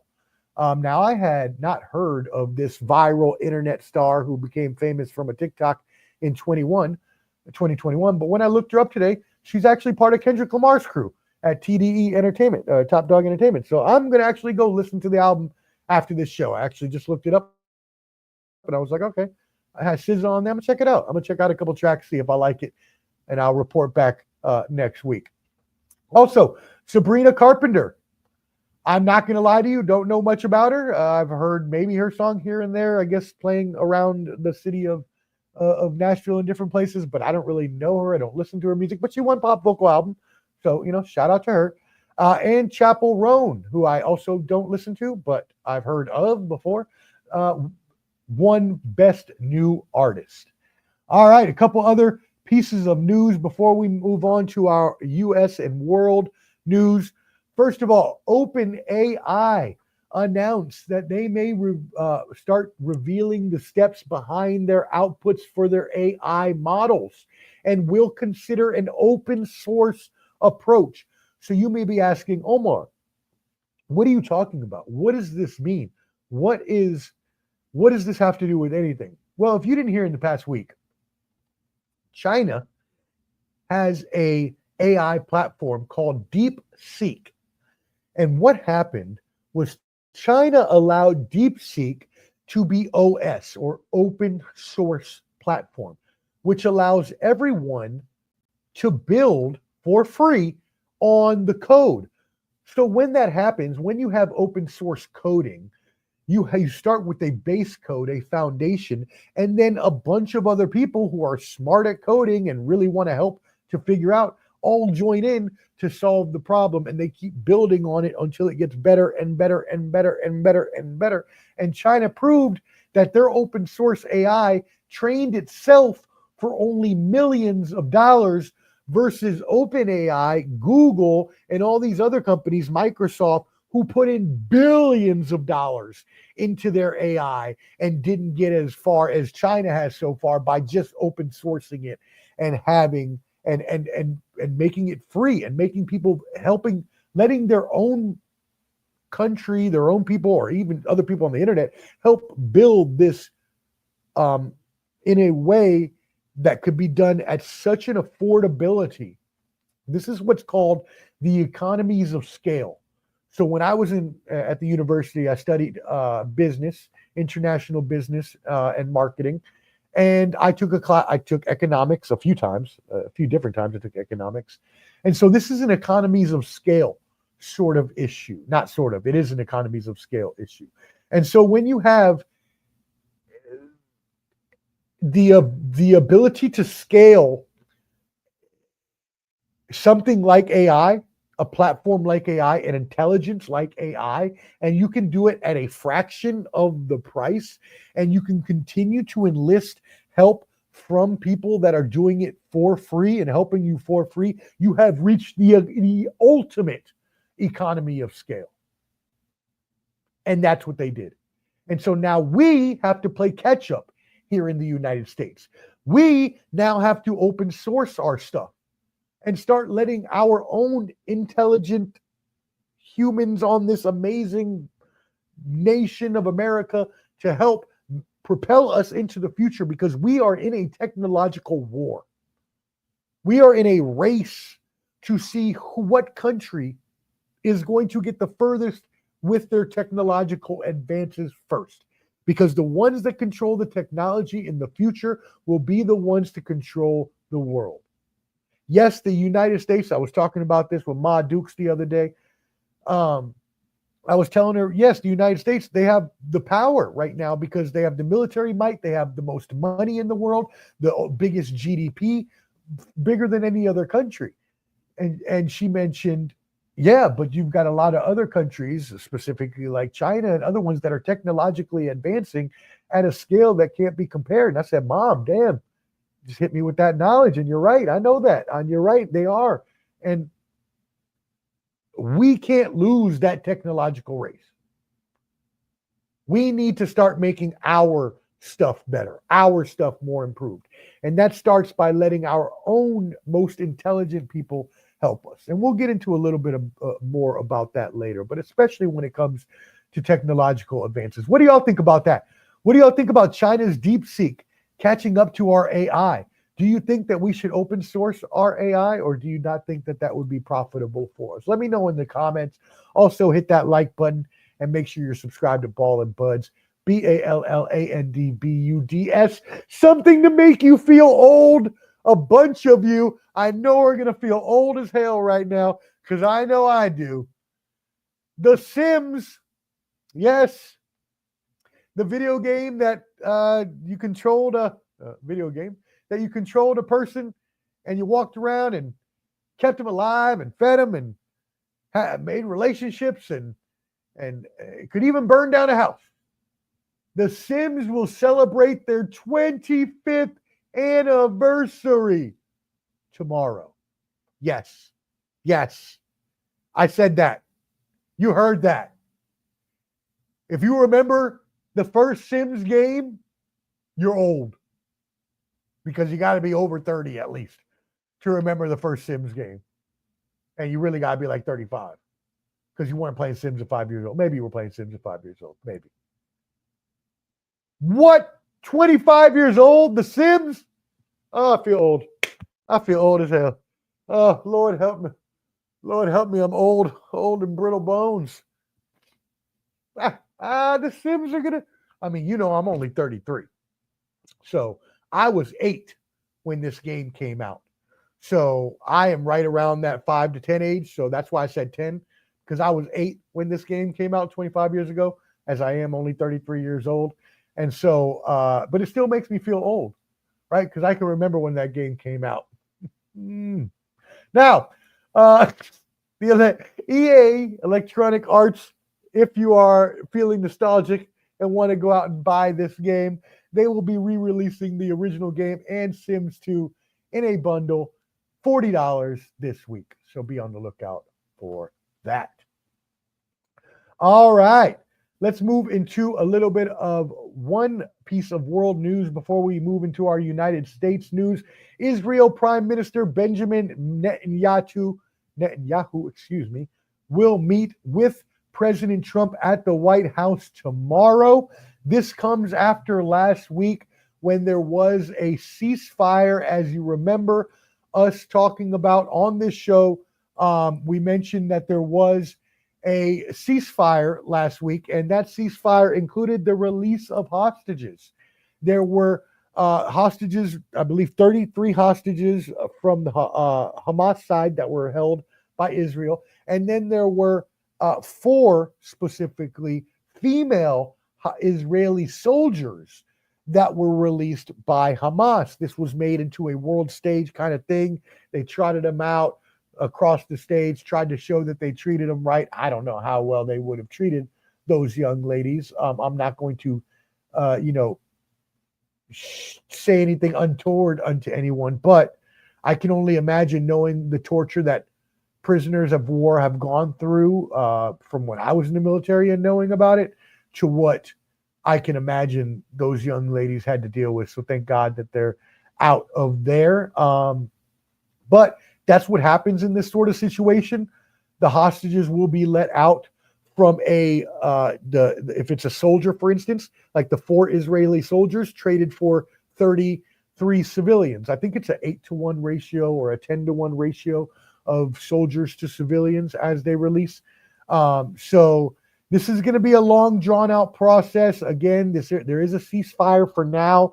That does not mean it's going to last forever. We know how things go, especially in that region of the world where they have had problems, as we mentioned, for hundreds of decades on the last program when we talked about that, and that this thing can just pop off at any moment, and you just can't necessarily send it to the wayside just because there's a ceasefire. So we need to just stay vigilant and stay aware of our surroundings.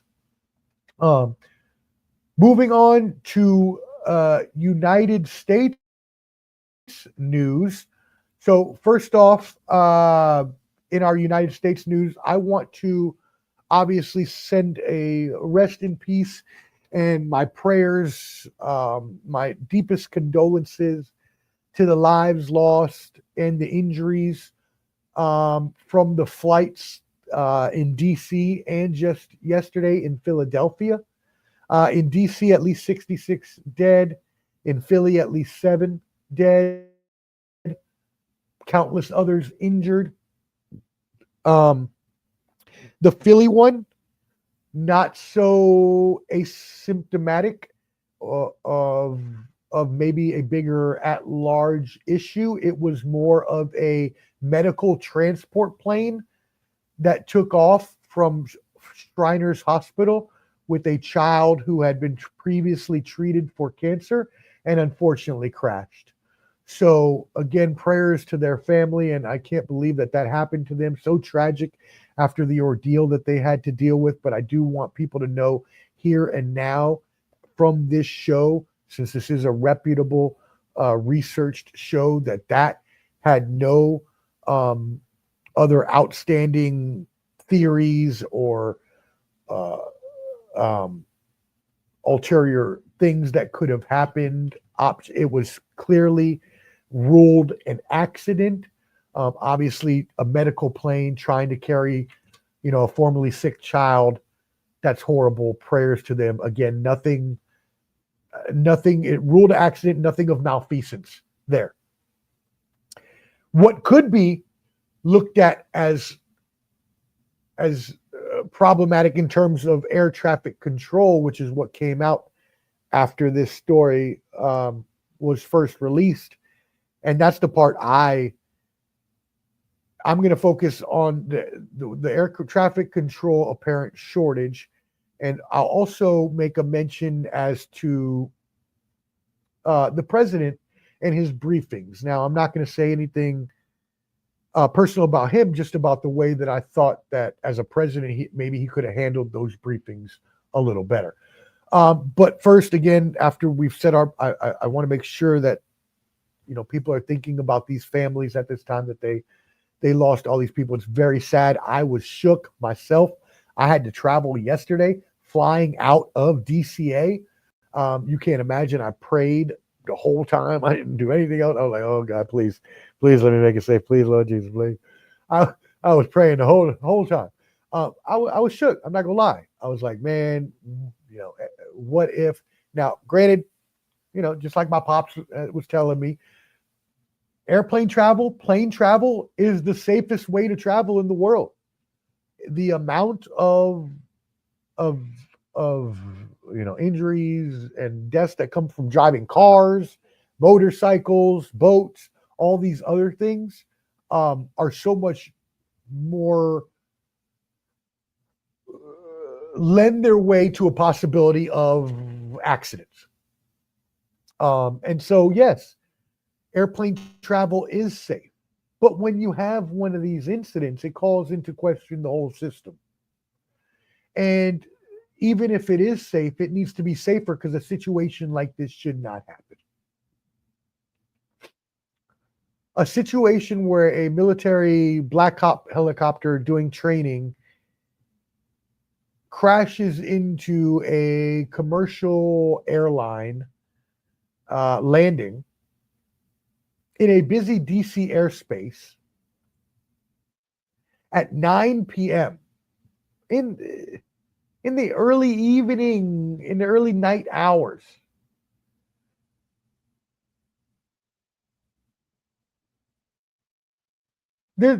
My main question, being former military and knowing that military is 24/7 always on call, why wasn't this training mission done 3 o'clock in the morning? 2 o'clock in the morning, sometime where there's less air traffic. And also, even if you were doing it at a time with more air traffic, you have all the flight routes, you know the flight timings. It's very confusing to me that 3 apparently trained pilots, thousands of hours of training between them all, how this could come about. And I'm not going to get into any conspiracy theories. That's not happening. I do not do that when there are serious topics that we are talking about, and this is a serious topic, and I refuse to put any conspiracy theories on a topic where other people have lost their lives. I just will not do it. If you want to see conspiracy theories, you can go out to the internet. It is a cesspool of them. What I want to touch on is the actual air traffic control and the possibility of a shortage. The New York Times had a report that came out that air traffic control staffing at DCA, Ronald Reagan National Airport, was not normal for that time of day and the volume of traffic, citing an internal FAA, Federal Aviation Administration, report that also said it wasn't normal, that there was a consolidation of air traffic controllers an hour before it was supposed to happen, during the time that the crash occurred. Also, they mentioned that air traffic controls are overworked because of the fact that it takes years to train air traffic controllers, and the fact that out of 313 air traffic control facilities, 285 of them are staffed below levels recommended by the FAA and the union that represents air traffic controllers. So that means that only 28, air traffic control facilities are actually staffed at the recommended minimum level, or at the recommended level, not minimum, recommended level.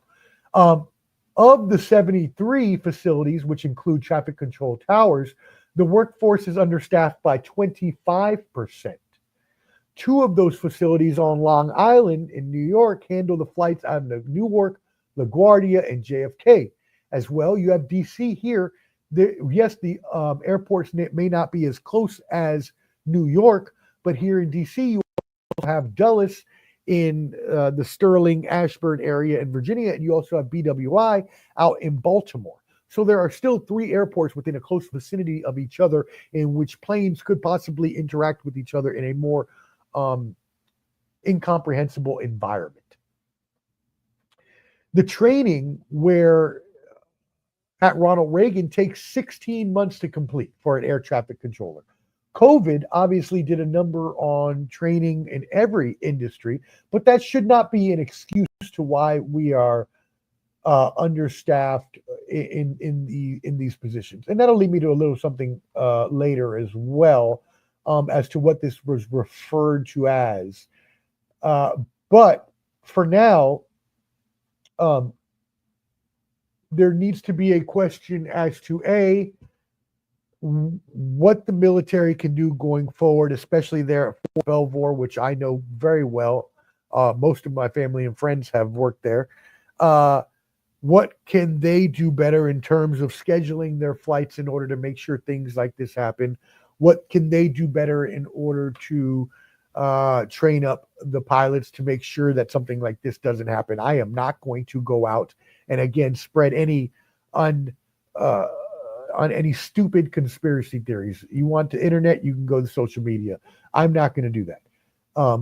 I believe that this does have to do with a shortage of air traffic controls and a training issue as well for air traffic control. Does the military have training issues as well? Yes, of course.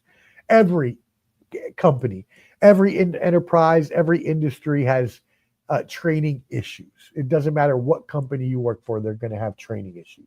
But that doesn't mean that you don't try to make the organization, the company, the situation better in order to make sure that things like this do not happen. Because things like this are completely unacceptable when you have the loss of American lives. And so that's the part that we definitely need to look at is training, getting more air traffic controllers in there, increasing the training not only on their side but the military side, figuring out a better schedule, especially when you have military bases and airports next to each other that may be having more, airplanes and helicopters or whatever, transport planes, everything that could interact.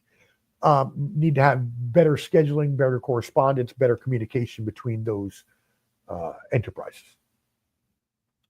Now I'll move on to the one political part I want to do. I came downstairs the next morning because I had seen it before I went to sleep the night before. And I came down the next morning and the news was on and my mom was watching it and I saw what do they call that? The lower third. The lower third. I believe it was like CBS or ABC or something like that. Trump accuses the crash accuses the crash being because of DEI.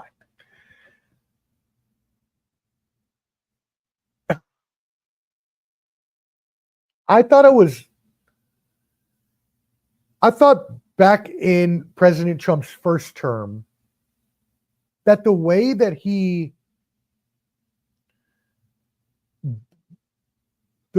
communicated himself in press conferences, rallies, so on and so forth, I actually thought were, for the most part, very funny. I would watch all of his press conferences and rallies when COVID was going on because, well, not only did we have nothing else to do, but it was appointment viewing for me. It was very funny. It made me laugh because he would just say things outrageous, funny, sometimes even true, but that would just make me laugh, just the way he said it or whatever. And then I saw 2 press conferences this past weekend, which made me feel like there is no one actually vetting his speeches or giving him any advice during these times, because during 2 very crucial times this weekend, he made, in my eyes, mistakes that presidents should not make when they're communicating to the American public. And so what am I saying here? Well, first, before this crash even happened, he was addressing the family of Laken Riley. May she rest in peace. She was, and I'm not going to go deep into it because I'm about to talk about how he shouldn't have been doing it. Now, granted, I am not the president of the United States. I am a journalist, a media correspondent, a news reporter, a media personality. So I'm not upheld to the same standards as him, although I still uphold myself to very high standards. When he was doing the press conference for them signing the Laken Riley Act, which is to secure the southern border or the borders so that illegal immigrants cannot come across, because what happened was Laken Riley, unfortunately and tragically, was killed by an illegal immigrant. This was signed into a order to help secure the southern border, which no one should have opposed. It should have been obviously approved, and it was approved, not by everybody. It should have been. That should be something that is bipartisan in my eyes. But my one thing that I took a little bit of consternation with the president during this briefing was that in his description of the signing of the Laken Riley Act, again, may she rest in peace, and prayers and comfort and condolences to her family. But he started to talk about it and he said what it was for, just like I did just now. But then he continued and he started saying how horrific it was and how brutal it was. And I am sitting here in my living room horrified. I couldn't imagine if I was the family there. Like, how can you speak in those terms and use those words when the family is sitting right there in front of you? Have some decorum, some couth.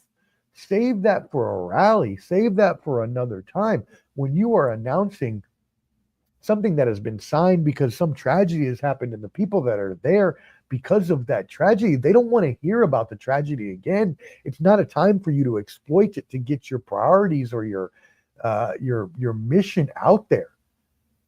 And we'll get into some things that I've really liked about Trump's presidency so far, including the tariffs and other things we'll talk about. But the way that he has communicated himself in some of these briefings lately are just not the way a president should be upholding and conducting himself. And to say those sort of things in front of a grieving family horrified me. I couldn't imagine being in that room. I would have been mouth agape, like what? And then the next day he did the same thing. Like, this is not the time to bring up DEI, even if you believe that to be the case, which it's not. That's just his boogeyman for everything these days. I mean, he literally says it for everything. I was like, you can't use it for everything. You can't. There's got to be some things that aren't, just to make it look like you're being reasonable. Because when you say it for everything, then it starts to look like the boy crying wolf sort of thing. You know what I mean? And so bringing that up during a time when you should be commiserating and giving condolences to the family and telling how much they mean, to get into all this other extracurriculars that take away from how a president should act at that point in time. It just seemed to me that someone needs to get in his ear and give him some advice on the way that he should be conducting speeches during tragedies. I'm not talking about regular rallies. Again, I laugh at his rallies. I laugh at most of his press conferences. But when it's something like Laken Riley, may she rest in peace, when it's something like these flights, when it's something like the hurricanes or the wildfires or any of these other tragedies that you're going to deal with as a president, you need to have decorum, couth. You need to have an upstanding personality that will not allow you to, for instance, throw paper towels at people that are suffering from a hurricane like he did in Puerto Rico. Just some of the things that he just needs to clean up from a presidential perspective point of view. Now, for so far, and we already went through, you can go watch the 2.5 hour episode last week. Shout out to our political strategist, Amul Madan, who came in and helped me sort through the executive actions that President Donald Trump signed last week. We went through all those. You can go back and hear where we talked about each one of them and their constitutionality. But one thing I really do agree with, and I don't agree with every executive action he signed. I do not. I do agree we need to secure the border. I do agree that criminals need to go. I do agree that criminals should be charged no matter what for illegal entry into the country, violence on American citizens, so on and so forth. One thing I really agree with Trump on is using the power and the might of the United States by enacting tariffs, by making people take back their illegal immigrants or their criminals. Now, we talked about it, Amul and I, how sometimes this can overextend, and then then you start to rope in innocent people into this.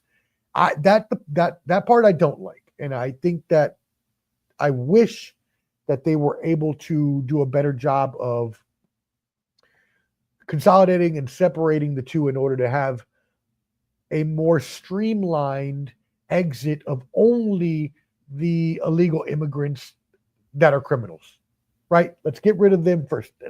The good, hardworking illegal immigrants should not be the people that are being targeted. Now, if he's going to get rid of everybody eventually, well, hey, he's the president. He can do whatever he wants. But for now, getting rid of the criminals, please, right? Get rid of all of them. We don't need any gangs, any criminals in this country. So I completely agree with that. Securing the southern border. Tariffs. I am wholeheartedly behind these tariffs. In the conversation I was telling you I had with Ma Dukes the other day, we were talking about the United States and their power of money, military, other things. And we were talking about this exact issue. And I said, well, a lot of people may not agree with the tariffs because one bad thing about the tariffs, and yes, this is true, as a person who just earlier told you took economics, I know, because it is a principle in economics, that if you raise taxes or raise, in this case, tariffs, which are essentially taxes against these countries, that's going to raise the price of the actual goods and services. Got it. Agree. 100%. If tariffs are raised on these countries, the prices on products from those will go up. Simple economics, nothing else to that, in the form of economics. But there is a whole different side to it when you get into strategy and get into being a world power in this world. And if we are going to continue to be the world power, which we still are militarily, which we still are monetarily, and for the most part, governmentally, although we're starting to lose in that, and technologically we're starting to lose as well, as we mentioned earlier. If we want to be that world power, there are some times when we have to assert our dominance. And this is one of those times. If President Donald Trump believes that these people going back on these planes are all criminals right now, and that these countries are not willing to accept them, then damn right. If they're all criminals and they need to go back and they're not accepting them, damn right, put a tariff on them. All damn day. All damn day. Now, whatever you may think of him, of President Donald Trump as a person, whatever you may think of his morals, his values, I'm looking strictly at his actions and his second term of presidency and things that he can do to make this country a better country. And exerting power in the form of tariffs, although prices will be a little higher for American citizens, that is something I am willing, as a former military man, a veteran, and as somebody who also an entrepreneur, a businessman, that is something that I can agree with. Making a statement and saying, hey, okay, well, that's fine. You can take this stance on whatever the topic is, but I'm going to make sure you pay for that because I have the ability to do way more than you can. And yeah, it's nice and cool that the new Mexican president is standing up for her country. That's what she should do, right? Especially a new president. She can't succumb and go into a corner. That's not going to make her look strong. She has no choice but to fight back. And yeah, Justin Trudeau, the Canadians don't necessarily agree with everything he does. So he needs to do things that are going to make him look strong. So even both of them fighting back and saying, all right, we're going to tariff you. Because what happened was once Trump declared a national emergency, which is the first use of the 1977 International Emergency Economic Powers Act to apply these tariffs, which go into effect today at midnight at 12:01 Eastern on Tuesday. Tariffs go into effect. This could disrupt global supply chains, which were already disrupted. We're just now getting over the backlog, still kind of not, from the COVID supply chain, adversements. Logistics, especially worldwide for products and services, is very hard, especially products in supply chains. So logistics when you disrupt global supply chains and you just disrupt the logistics, you're going to cause problems for everybody. People are going to start to be mad because they're not getting packages on time, so on and so forth. People order from Temu, if you order from Temu, you're going to start paying a bunch of higher prices. So, I mean, just make sure that you are understanding where you're buying your goods and services from. Now, in his first term, he only imposed tariffs on China to the tune of $380 billion. But this time he's going after a bunch of other countries, including Mexico, Canada, so on and so forth, for $1.4 trillion worth of goods. These goods include cars, avocados, homes, things like that. So tacking on a 25% tax every time something passes through, yes, obviously the price is going to go up, but you're also sending a message which, as I was telling my mom, these countries can only do that for so long. We have so much more money and so much more military might that these countries can only hold off for so long before they're going to have to reverse course. Now, again, as their presidents, I agree, those two presidents in that example I just used, especially need to show their might at first, but they're going to have to back down eventually because they don't have a choice. But anyways, for us, some sectors where we keep see price hikes, autos, a single car, if you didn't know, could pass between the U.S. and Canada border up to 8 times before it even hits a dealer's lot, reported by the New York Times. That's crazy. I didn't realize that. But that's because a lot of the parts are assembled in Canada and then passed to U.S. facilities where they're put together and then passed back to Canada. There's like inspection, and then so that's crazy, isn't that happens? And under the tariffs, Wolf Research has found that U.S. car buyers will rise $3,000 on average. So with these tariffs, if you're looking to buy a new car, you might want to have bought one last night or the night before or this weekend. Because once tomorrow hits, your car about to go up $3,000 in price. I hope you wasn't just browsing at the car lot. I hope you put that bag down and took that bad boy home. Because if not, you're going to be paying a little more the next time. Food. Mexico supplies over 80% of U.S. avocados. So you better treat that guacamole this weekend at the party like it's the best damn fish eggs you ever had, son. I hate guacamole. Yeah. That's an unpopular opinion. I really don't care what you think.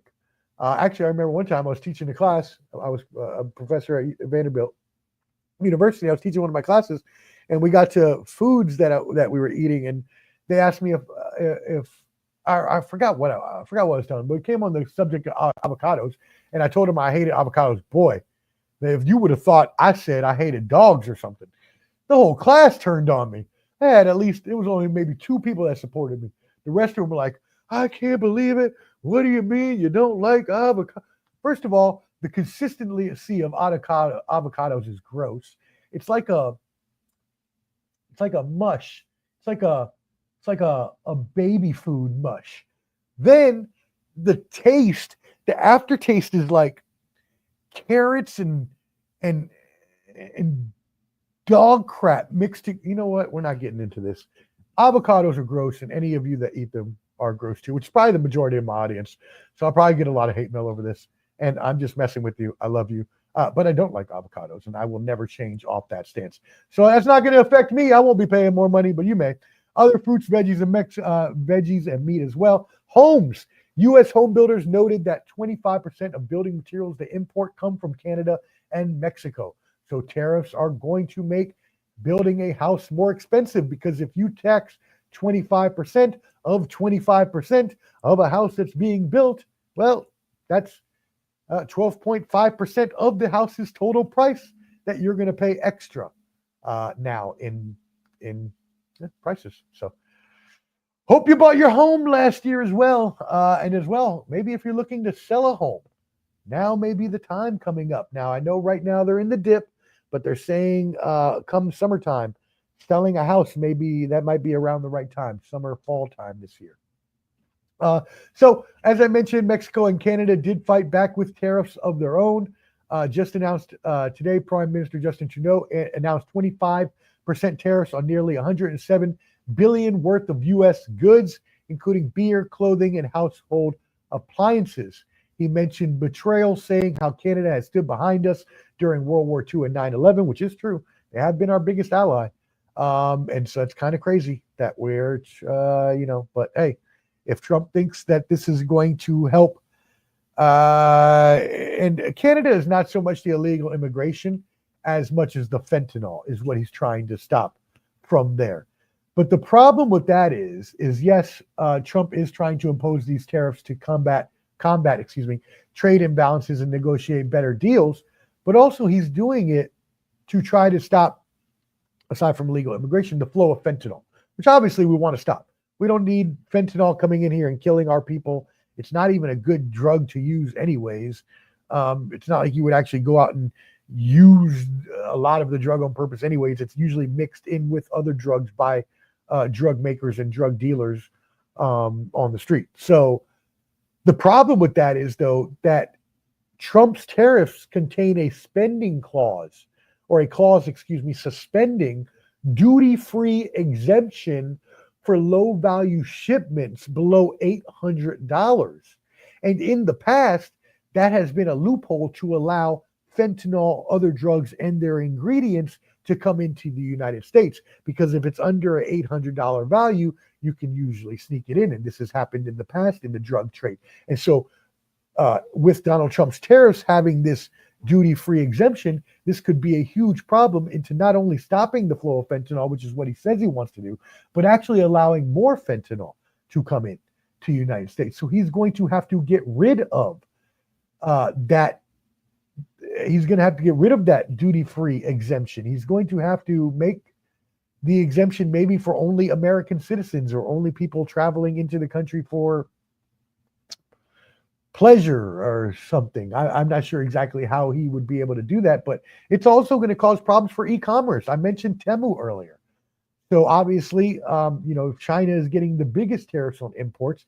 Any of the people that buy from Chinese merchants, I've never purchased from Temu, so I don't care. But if you have, those prices are going to get more expensive as well. Reuters investigation last year revealed how Chinese chemical traders are using these exemptions to sneak in shipments of drug precursors so that they can then convey them across the border to fentanyl labs in Mexico. Overdoses of fentanyl, obviously an addictive pain-killing drug, killed nearly 75,000 Americans in 2023, according to the U.S. Center of Disease Control. My bad, hot take, Jake. I know we said we were going to meet at 8 to record our show, but dude, I'm not going to let go. We've had over 50 people on this live stream going, and I'm just going to keep talking as long as I can keep an audience. So we're at 2 hours right now, and I still got more news if y'all want to kick it with me for another, probably 15 minutes or so. A couple more things I want to get out to y'all. So a couple other things being done within President Trump's first few weeks. Ominous developments have occurred in a couple of places, including USAID, which is the U.S. Agency for International Development, and also other agencies that involve like OPM, which is the Office for Personnel Management, and the Payment Department and things like that. A lot of these departments are coming under a freeze. And what is happening is President Trump is now sending Elon Musk and the Department of Government Efficiency, we talked about this before, DOGE is going in and trying to clean up the government of inefficiencies monetarily and things like that, which I'm totally here for. If you can clean up the government's waste of money, I've been saying that since I worked in the government. The government wastes way too much money. So I'm totally for it.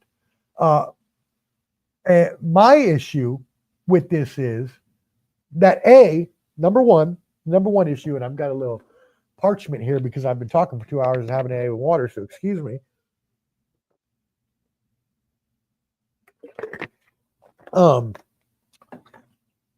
There's two issues I take with this.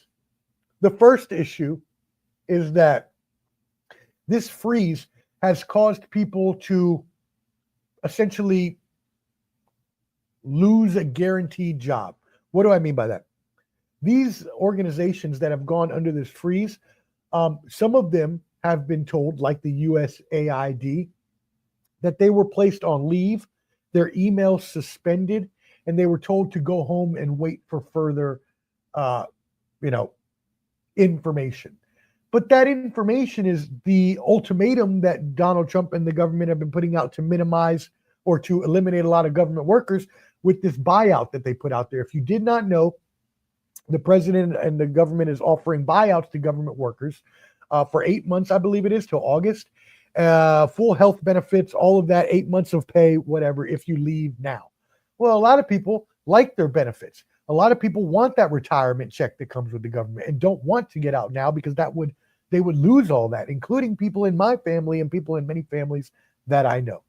So that's a problem. But the other problem is you're sending these people home. You're not guaranteeing that they have anything in the future. You're doing this overnight. You're not giving them any time in order to try to do something else or try to get their affairs in order or even try to leave the department in a good enough place. And you may say, okay, well, that may also give them time to cover up stuff because apparently Elon Musk said that USAID is a criminal organization and that they've been, spending a lot of falsified money and things of that sort. And while he may be right, he did not prove anything because he didn't actually put any proof out with that. That was just a post on X. So no one knows if that's actually true or not. But if he's been looking into it and he said it's true, give him the benefit of the doubt for now, because we are going to have to, if he's going to be the leader of Doge, because they're going to continue to do this. My second issue with this, though, and the bigger issue with this, is that he and members of the Doge team have now been granted access to highly secure and classified information. And you're like, what? And I'm like, yeah. And you know how big I am if you watch this show on security, info security, and keeping your information secure, keeping the country's information secure. And the fact that we would give, I don't care if he is the leader of Doge, he doesn't have a clearance, okay? And I know how important a clearance is. I had a clearance at one point in time. I know how hard it is to get a clearance. I know what you have to go through to get a clearance. I know the sort of things that going into a clearance requires you to do in terms of responsibilities. And he does not have that access, and I'm not sure that he necessarily should have that access. Just because you're one of the smartest people in the world and you've made billions of dollars off your companies does not necessarily give you the right to be able to see classified material within the United States. That's my biggest issue with that. And the fact that now he has access to the system responsible for trillions of dollars in government payments, including Social Security checks and tax refunds, that the new Treasury Secretary, Scott Bessent, granted him and some of his members. Now, shout out to David LeBrick, a longtime official who oversaw the Treasury and at first was reluctant to give over the sensitive information. Of course, I don't care if you are Elon Musk. We were trained in the military, in places where you use a clearance, that you do not tell any information to anyone. You do not give them any information that they do not have the need to know. You do not any information that they are not clear to see. And that goes for any which way. I don't care who. There were times where you would have to tell a general he couldn't come in the room because he didn't have a high enough clearance to be in there. So if you can tell a general, you can tell Elon Musk. Now, I don't think he should have access to all of this. Should there be people on his team who do? Yes. And those people should already have clearances that were already established before so that we know they're trustworthy, not just giving clearances afterwards. But also, that means he can see Social Security numbers and all these other things for all these people, which could include me if they keep, for depending how long they keep those records for, he could have access to records of my stuff. So the fact, and I cannot see a good enough reason that he would need a lot of that information. So hopefully, and again, I'll keep you updated on this show as I always do. Hopefully, they will be limiting the information that he gets to a need-to-know basis and will only be providing him with things that will allow him to do what the Doge department is supposed to do, which is cut finances and bring efficiencies, which, yes, I get it. The Treasury Department is one of those. USAID is one of those. I get it. These are departments where you're going to want to look into monetary inefficiencies.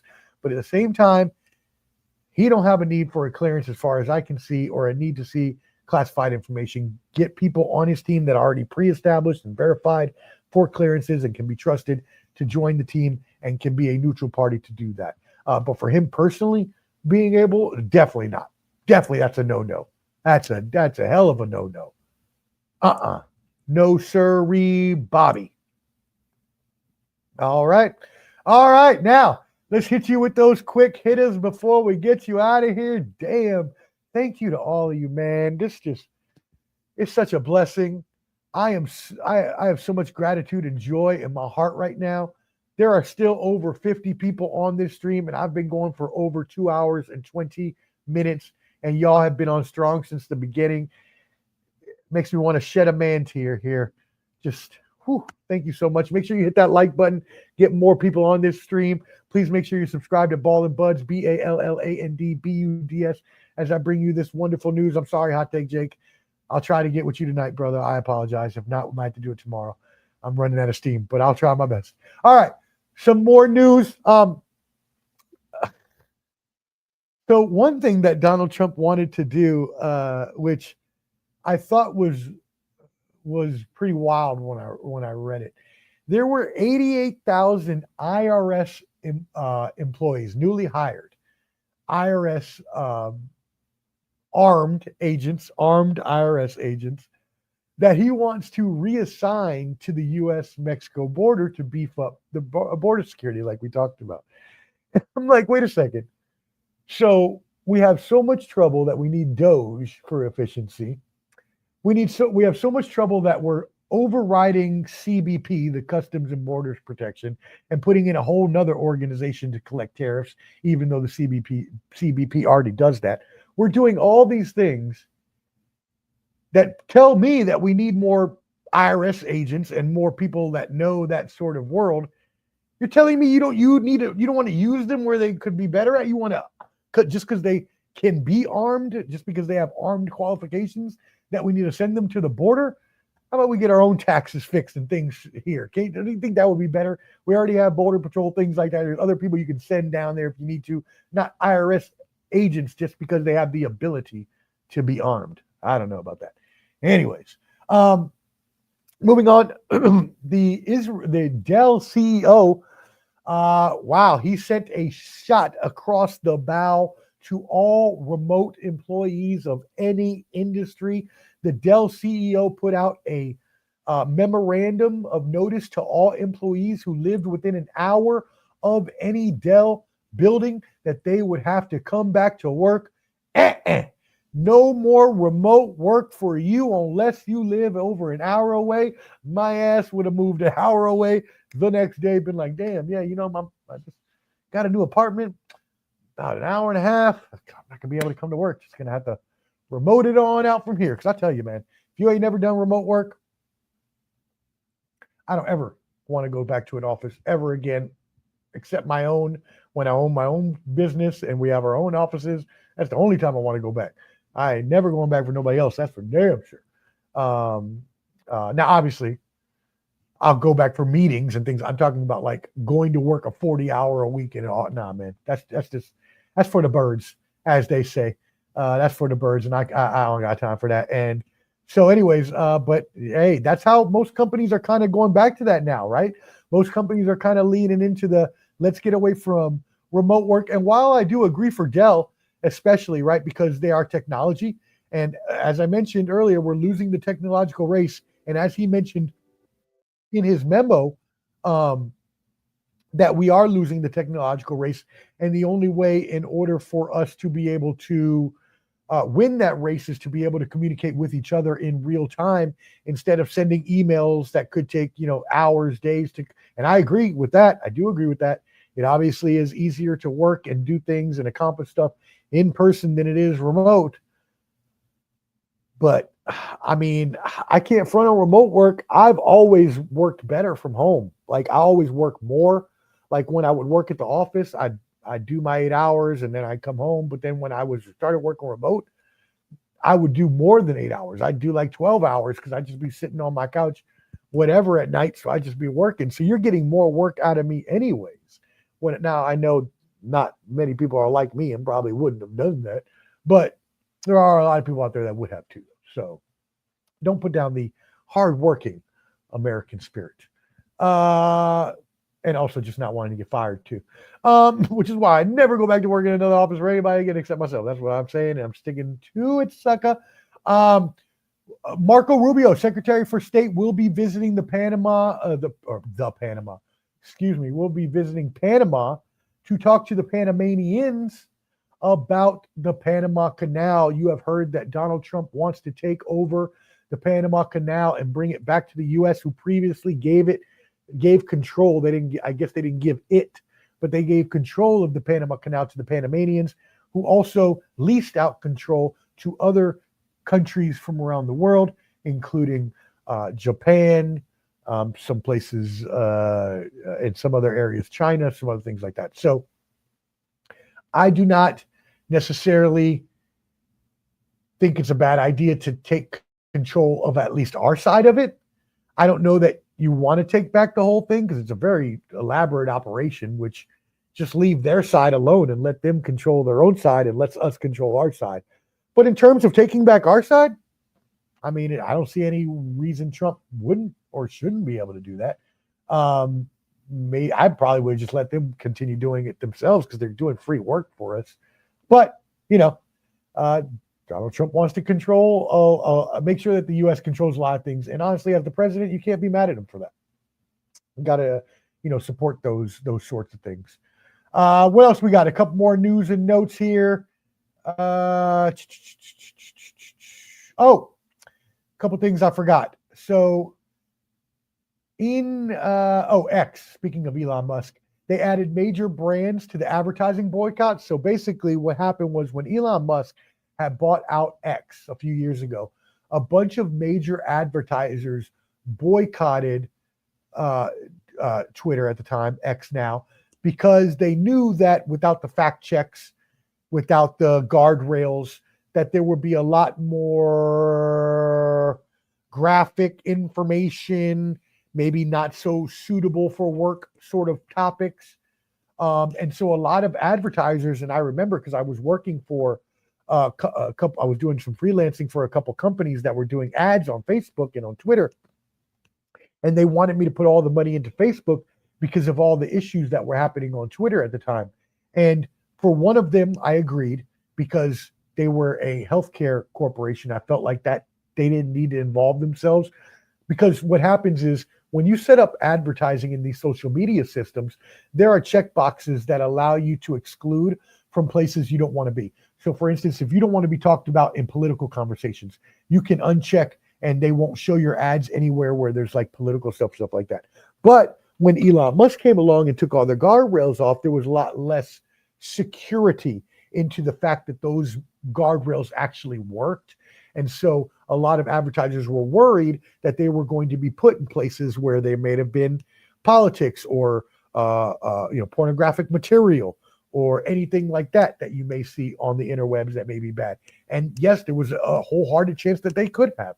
So for the healthcare company, I told them it's probably best that they do invest all their money in Facebook.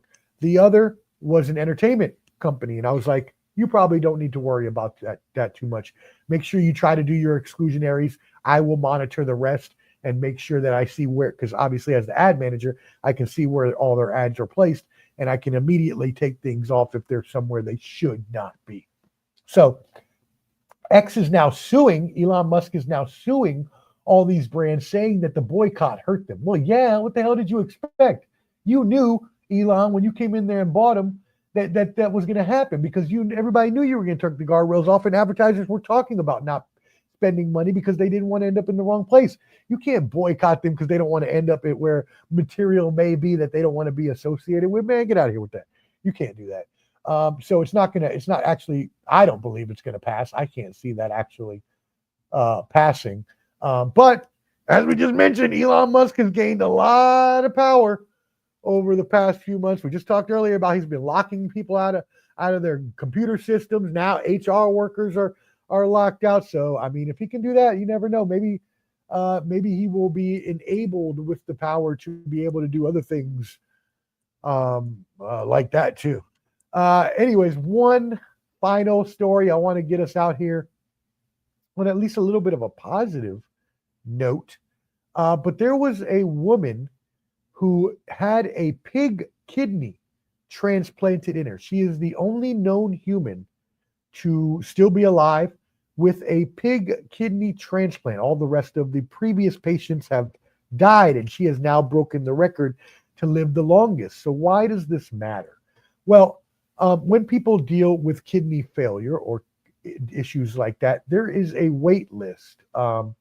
When dealing with things like organs, like kidneys, livers, things like this, I know, unfortunately, I lost my best friend to a similar situation. So there's long wait lists for these sorts of things. She had originally given one of her kidneys to her mom who needed one, and then she had issues during a pregnancy, which caused her kidneys to fail, and then now she had no kidneys. So they implanted her with a pig kidney. And so this has been a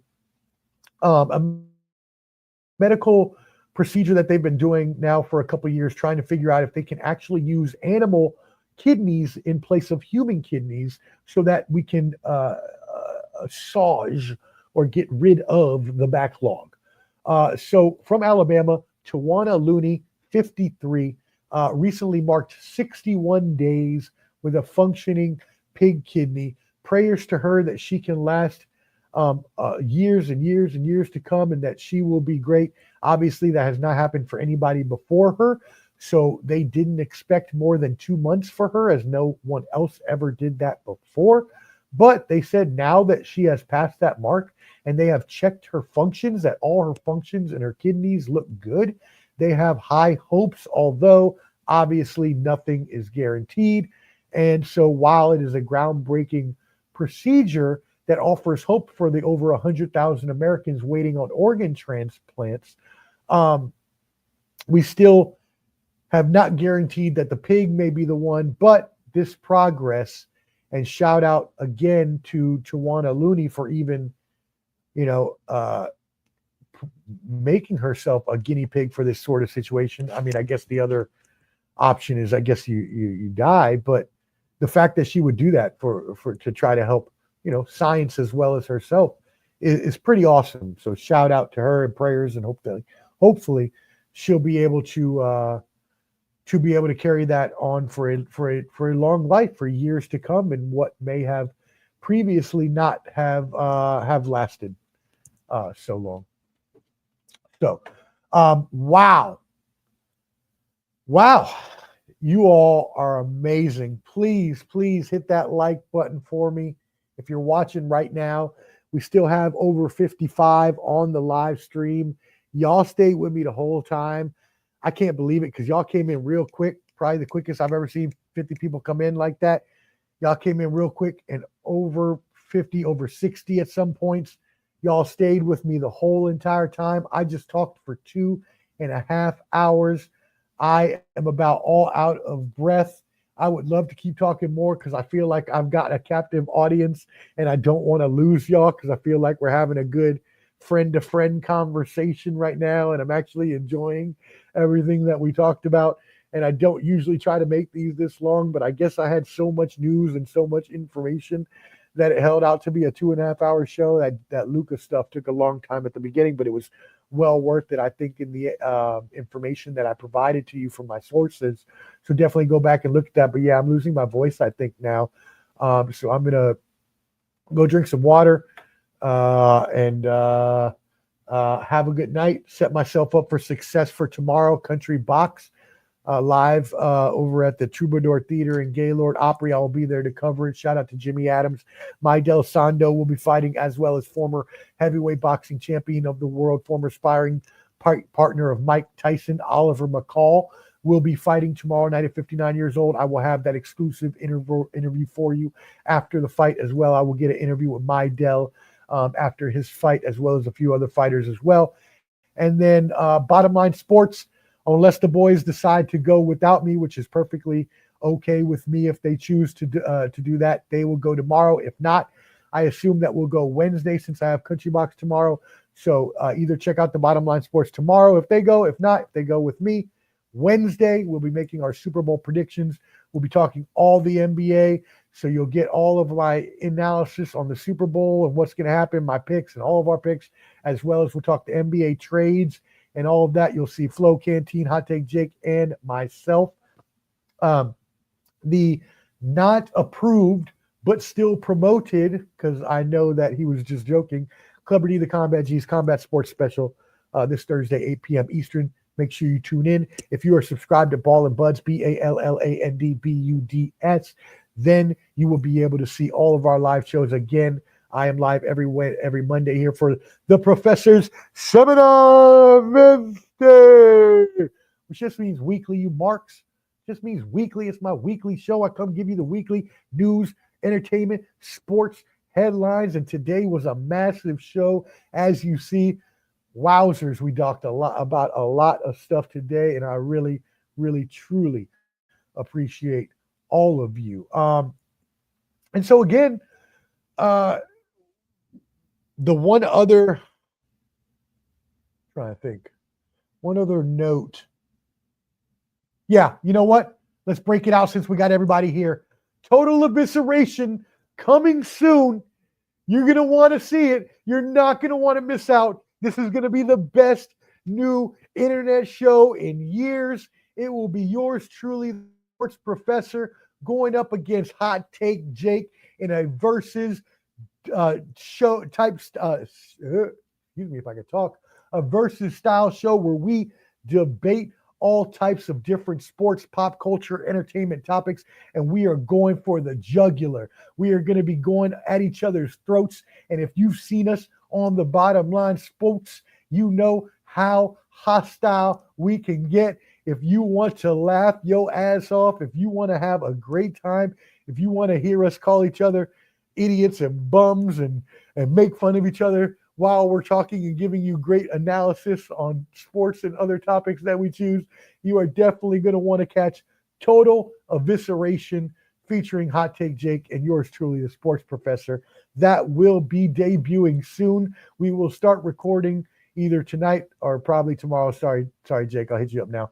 And yeah, that'll be coming out in the next couple of weeks. So make sure you're on the lookout for what is sure to be the next internet sensation. That being said, again, I thank you all for tuning in. Amazing work. All of you stayed on for over 2.5 hours. I cannot thank you enough. My heart is full that you would even allow your time and spend that much time with me. Not only does it blow my mind, but it makes me think that I'm headed in the right direction with this whole thing. And I think I am. I think this was my best show yet. I think I got a lot of news out there. I think I was very good at everything that I did. I'm very proud of everything that we accomplished today. Oh, shout out, there he is, Hot Take. Appreciate you, my brother. Yes. I'll talk to you in a second. I'll call you and we'll talk about it. I don't know. My voice is running out. May have to hit that recording tomorrow.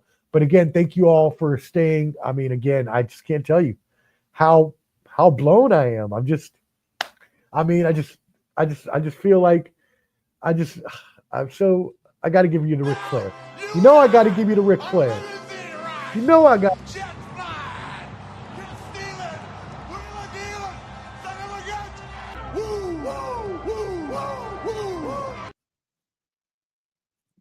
Yeah, some Ric Flair, baby. Woo! You know I got to give you a little Rick before we get out of here. Little.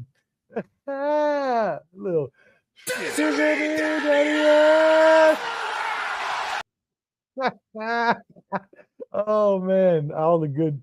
You know, I was just doing such a good job of rolling through the news. I forgot all my sound effects, and I didn't actually do any sound effects. But you know, that's the bottom line. I said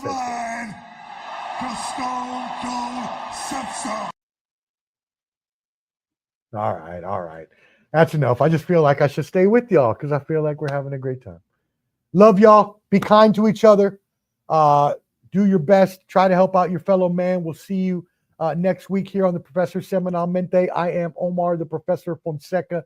Make sure you subscribe to Ball and Buds, BALLAND BUDS, and we are out. Holla, 5,000. He's with the millions. It's that world heavyweight flow. Championship belt wrapped around my waist, yo. I got that Ric Flair figure flow. Slam you on the pavement, that's why they call me Street Pro. Create heat on beat flow. Like Jordan after the second time he three-peated, folks. Get ready, set, let's go. Fight toe to toe, release the flow created by this mic pro. Lights, camera, get low. Action packed, back to back. In fact, this monster will grow. Y'all better let him know. Man with the master plan, and you have no need to know. You came prepared, now get ready for the show. Sports Professor.